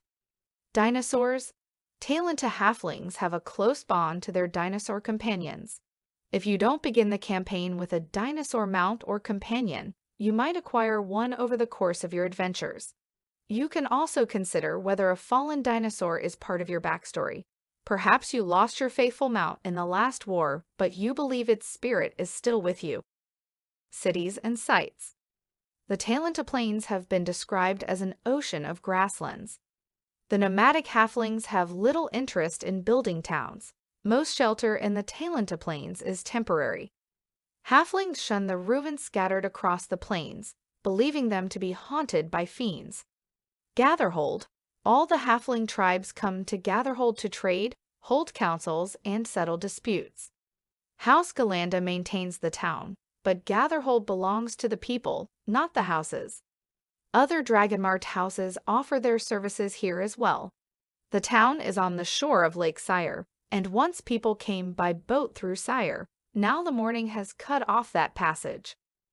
The Wandering Inn, this caravan maintained by members of House Galanda, is a traveling fair, providing entertainment and shelter to any fortunate enough to cross its path. When times are dark and travelers are weary, one can always hope that the Wandering Inn is just beyond the horizon. Aftermath of the last war. The halfling tribes joined together to defend themselves from outsiders, and the Talenta Plains were recognized as a nation under the Treaty of Thronehold. Now that the war is over, most of the tribes have returned to their hunting grounds and ancient traditions. They united to defend their way of life, and now they wish to enjoy it. But the halflings don't yet know if it's possible to return to the previous ways. More foreigners visit the plains than at any time in the past. Settlers and merchants cross the plains as they make their way to Khorvaire, and they clash with Khorvaire bandits. The Valenar elves ride through the plains in search of adventure. Monsters emerge from the Mournland. Dragonmart houses seek to expand their role at Gatherhold and to explore the untapped resources of the plains. The halflings have no interest in change, but it might be inevitable. Lathon Halpum believes that if the tribes can work together, they could become a nation of nations, but others aggressively oppose such a path. Holy Uldra is a powerful shaman and the leader of her own tribe. She urges halfling warriors to join together for a single purpose: to drive all outsiders from the plains and to maintain the ancient traditions. The halflings must decide whether the tribes will choose the path of peace or return to war. Thrane. Capital, Flamekeep. Hallmarks: divine magic, fine crafts, fruit, livestock, the Silver Flame, textiles, wool. The modern Church of the Silver Flame was founded in Thrane, and most of the people of the nation follow this faith. During the last war, the people of Thrane chose to set aside the rule of the monarchy and to embrace the leadership of the church. For the last 70 years, Thrane has been a theocracy. The head of the state is 11-year-old Jayla, the divinely selected keeper of the flame. Jayla depends on the Council of Cardinals to perform the practical work of running the nation. The primary purpose of the Silver Flame is to defend the innocent from supernatural evil. The church has always had a militant aspect, with battalions of Templars and peasant militias prepared to face undead, lycanthropes, or other monstrous threats. But compassion and charity are core values of the church, and the Templars are tasked to defend all innocents. Even during the last war, if a fiendish threat arose in a Brelish village, Thrane Templars would ally with the locals to bring an end to the threat. Not all Thranes rise to this ideal. Zealous Thranes believe the church is destined to reunite Galifar under the Silver Flame, and corrupt priests are interested only in power and wealth. Not all priests are clerics, and the typical Templar is a mundane warrior. However, due to the deep faith of its people, Thrane produces more clerics and paladins than any other nation in Khorvaire. Sample: the Sharn Inquisitive. I was scorched by the Silver Flame. Growing up on the streets of the Khalistan district in Sharn, I learned not to put my faith in anything I couldn't see or hold. I think that's why my editor sent me to Flamekeep to cover the Ascension. Surely I'd see clearly with eyes untouched by faith. I thought so, too.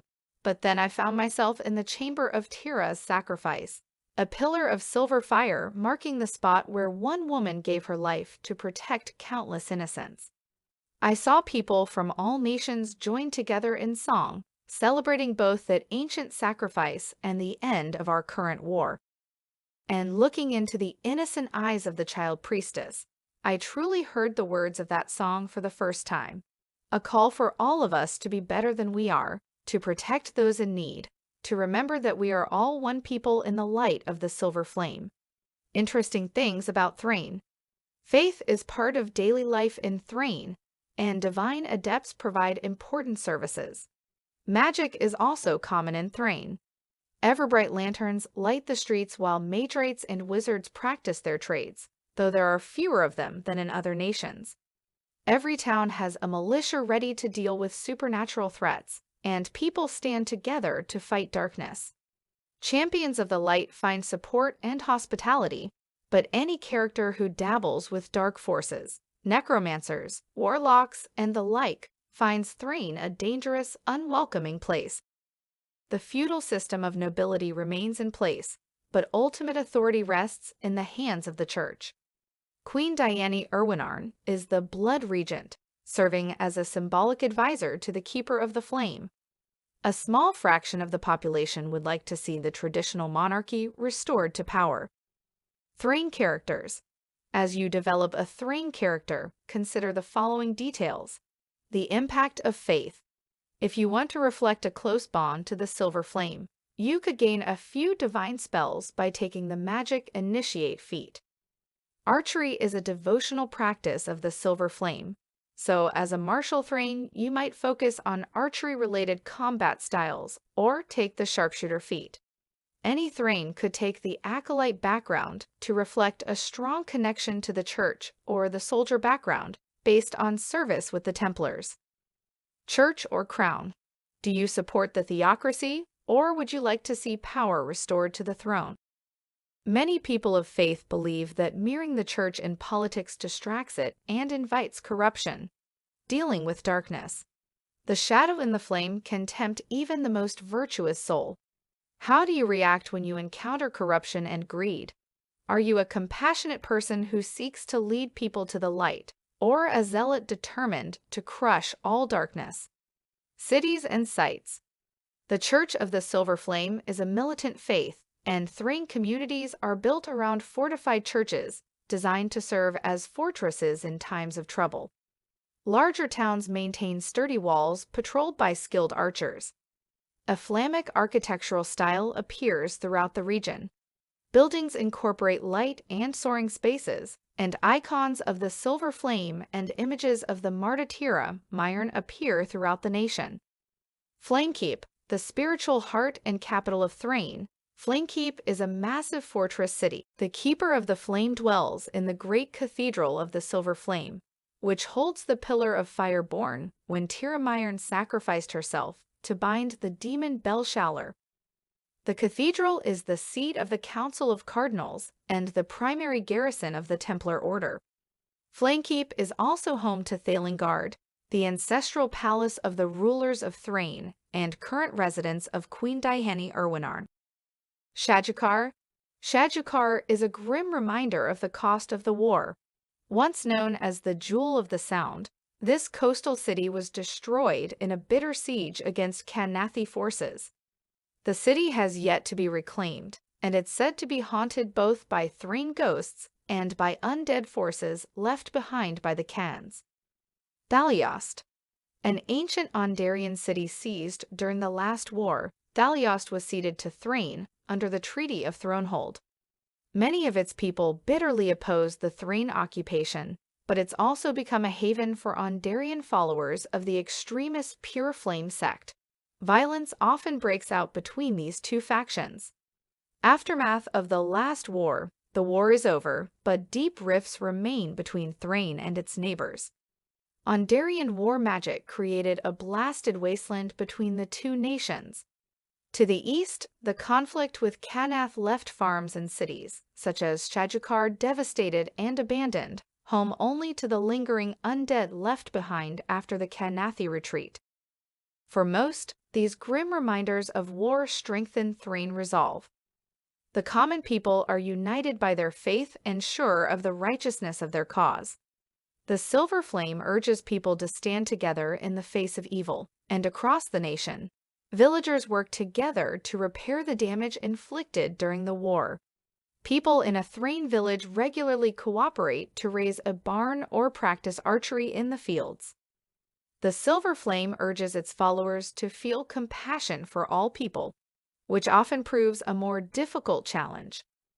Thrain has never forgiven Karrnath for its use of undead soldiers, and many Thrains are quick to imagine all Khans as agents of darkness. Likewise, Thrains have bitter memories of the conflict with Aundair, and Aundarian wizards or Eldritch Knights receive a cold reception. For most Thrains, the war strengthened their faith and drew them together. However, some question the validity of theocratic rule. Such doubt can be found even among the most devout followers of the faith. Such people fear that the merging of temporal and spiritual authority distracts the church from its proper mission. If these doubts spread, a serious faction might seek to restore Queen Diane to power. Thaliast is another open wound. The Council of Cardinals is determined to hold onto this prize, but it is a bitter point of contention with Aundair and a constant source of tension and violence. In creating a Thrain character, consider how you feel about Thaliast. Would you like to see it return to Aundair, or do you support Thrain's rule? Thronehold Capital, Throneport. Hallmarks, entertainers, international intrigue, spies. After forging a united kingdom, Galifari realized early on that the crown could not rule from one of the existing realms. To do so would be to put one of the 5 nations above the others, and that would lead to breaks and fractures that would eventually destroy the kingdom. Thus, he'd established his seat of power on an island in Sion Sound. There he built the great castle of Thronehold. After Gerard's death and the rejection of the line of succession that led to the last war, the island and castle were largely abandoned. A special detachment of House Denith guards, the Throne Wardens, remained in place to protect the castle, but all government functions ceased with the collapse of the Kingdom of Galifar. Throneport, a town in the shadow of the castle, became a place for dissidents, criminals, spies, and mercenaries, and the once safe port turned into a rough and tumble town without allegiance to any single nation. Interesting things about Thronehold. Representatives and spies of the 5 nations gather in the town of Throneport, where it's impossible to tell friend from foe and alliances shift daily. Although Cyre no longer has a peacekeeping force on the island, many Cyrans find work here as spies and agents for other nations. Thronehold characters. As you develop a character or NPC from Thronehold, consider the following. Cold Warriors. Thronehold is a gladiatorial arena for diplomats and spies, a dangerous playground for bored nobles, and a haven for treacherous double agents. Characters with the charlatan, spy, noble, or criminal background might all test their skills here. Played again. If diplomats and spies have one thing in common, it's a weakness for pleasant distractions. When not playing their games of deceit, they seek out the best entertainment and companionship the island has to offer. Characters with the entertainer background can make many untrustworthy friends here. Aftermath of the Last War. By 975 IC, Throneport had grown into a small city in which all of the nations and dragon-marked houses had at least a small presence, turning it into a hotbed of international intrigue. The Treaty of Thronehold further solidified Throneport as a multinational capital under the control of small peacekeeping forces from Aundair, Breland, Karrnath, and Thrane, with House Denith Throne Wardens in place to make sure the terms of the treaty are honored. Today, the small city is neutral ground, but the castle and its grounds remain off limits and under the watchful protection of the Wardens. Valenar, capital, Tervalistas. Hallmarks, elves, horses, mercenaries. In the midst of the last war, an army of Ternatal warrior elves from Arenal seized this region from Cyre, invoking a claim to the land from long before humanity's arrival on the continent. The elves of Valenar devote themselves to the arts of war. Their cavalry has no equal in Khorvaire, and they combine a talent for magic with stealth and swordplay. Cyre employed the Valenar as mercenaries until the elves betrayed Cyre and took a corner of the nation for themselves.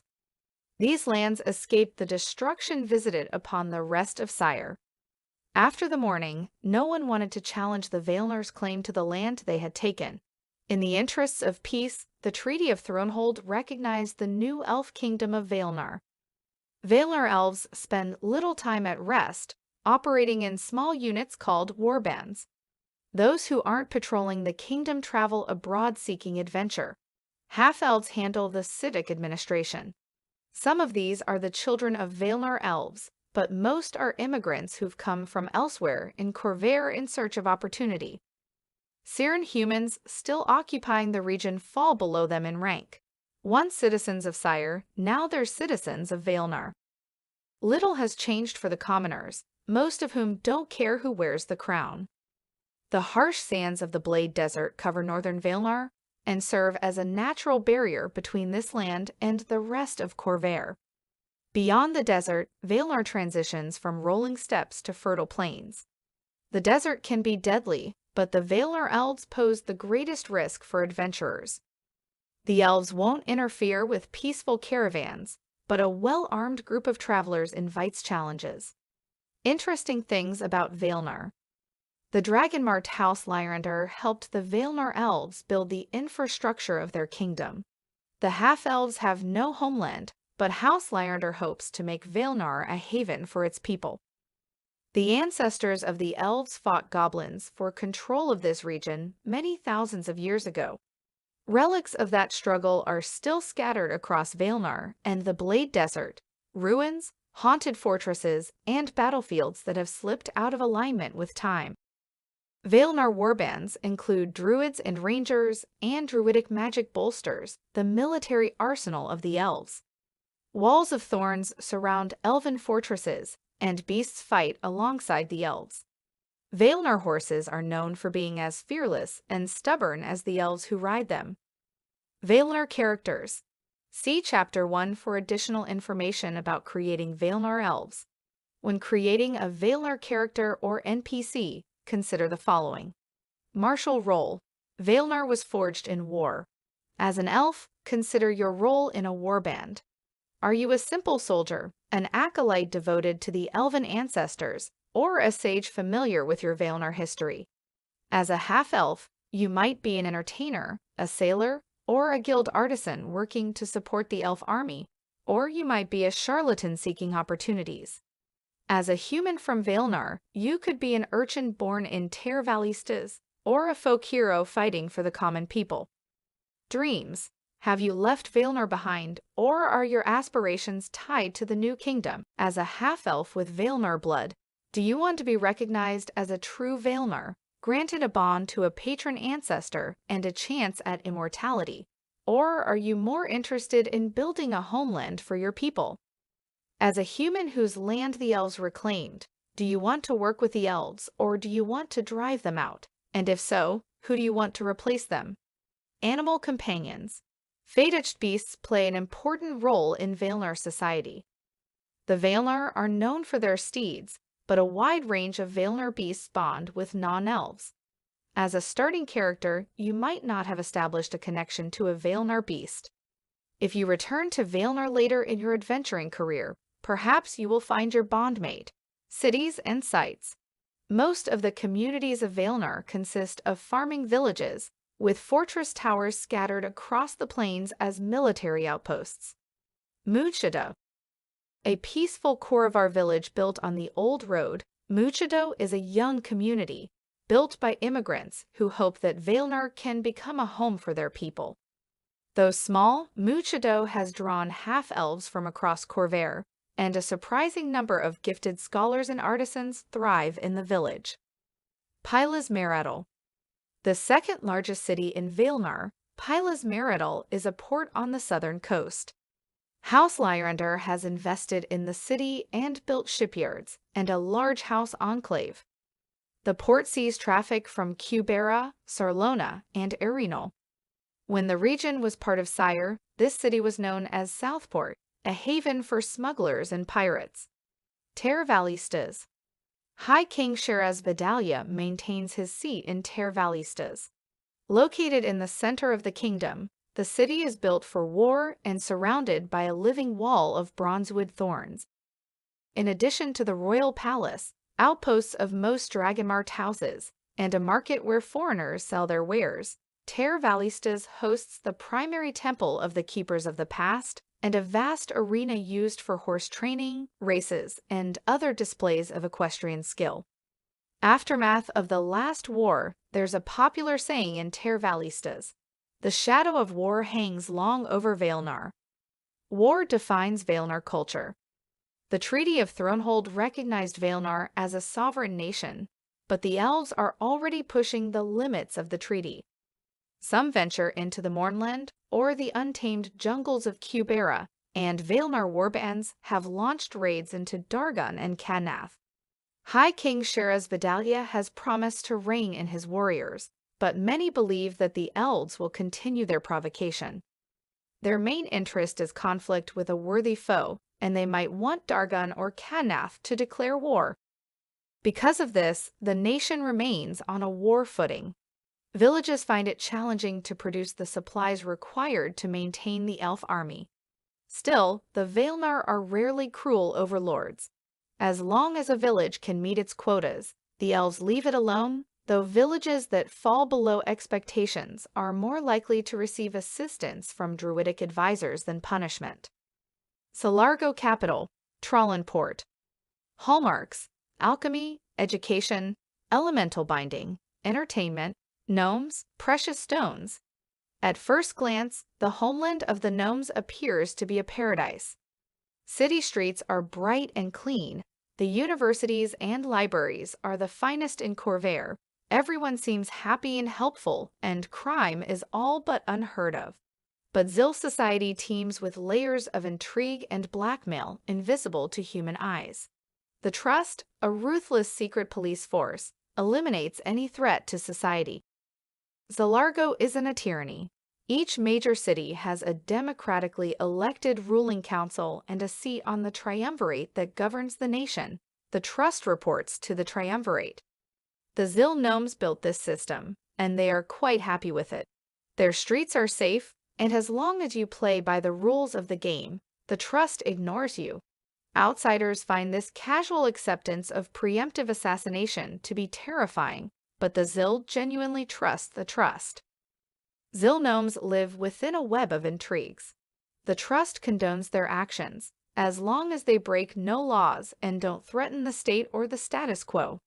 A gnome charlatan can connive to steal a jewel mine from another gnome, as long as the charlatan accomplishes the deed through cunning, negotiation, or deception rather than violence or outright theft, and as long as the mine stays in Zil hands. The same applies to adventurers planning schemes in Zilargo. Violence draws attention and deadly consequences from the Trust, but intrigue is perfectly acceptable. The Trust is a network of spies and assassins.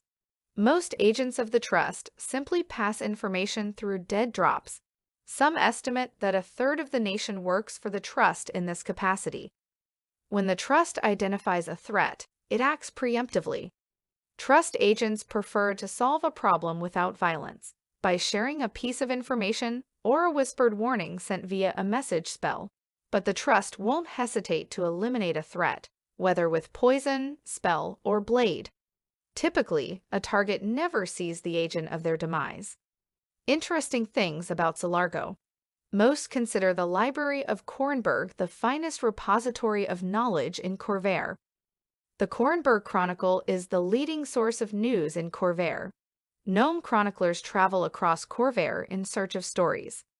The major cities of Zilargo maintain temples and shrines dedicated to every religion. Most Zil explore a few faiths before settling on one. Others practice multiple religions. Zil characters. As you develop a Zil character, consider the following factors. Family ties. In a nation shaped by intrigue, you need someone you can rely on. For the Zil, that's family. Unless you're an orphan, discuss your family with your DM. What's their business? Who's your favorite relative? Are you currently involved in any family schemes? Family members might call on you for help over the course of your adventures, but they can also be a resource for you. Knowledge and power. The Zil prize knowledge above all else. Sage is a suitable background for any Zil. Charlatan and spy are also appropriate, reflecting their love of intrigue. Classes that specialize in melee combat are rare among the Zil. The soldiers of Zilargo include rogues, bards, wizards, and artificers. Most fixtures and buildings are designed for those of small stature, but buildings constructed for taller folk also exist. The Zil have a talent for illusion and for binding elementals, and they incorporate both of these forms of magic into everyday life. Khorvaire. Nestled against the base of the Seawall Mountains, Khorvaire is the oldest city in Zilargo. Many aristocrats of other nations come to study in the famous library and the gnome colleges of Khorvaire. The ancestral citadel of House Civis is located here, as well as a host of temples including the Codex Vault, Khorvaire's largest shrine to Orion. Thronehold, this port city draws musicians and artists from across Khorvaire. In addition to its legendary clubs and schools of music, Thronehold is on the cutting edge of arcane sound, the use of illusion magic to generate music. Entertainers flock to Thronehold to share their music and immerse themselves in its rich musical culture. Talenta. With its crisscrossing canals and flooded streets, the capital of Zilargo serves as the center of the gnome shipbuilding industry and a nexus for trade. Scores of ships make port here daily. Among the many beautiful things the city is known for are its spectacular coastal thunderstorms. Crowds gather on balconies and verandas to watch these awesome displays. The Tower of the Triumvirate rises over the central portion of the city. House Karrnath, House Civis, and House Karrnath maintain outposts in the city, and the other Dragonmart houses station agents here as well. Zilargo, hidden high in the Seawall Mountains. Zilargo lies at the heart of a network of jewel mines. These mines face attacks by kobolds living in the mountains, as well as goblin raiders from Darguun. Gnomes and dwarves inhabit the city. House Karrnath maintains a great vault here, while House Therash has completed construction of a large hall for the Prospectors Guild.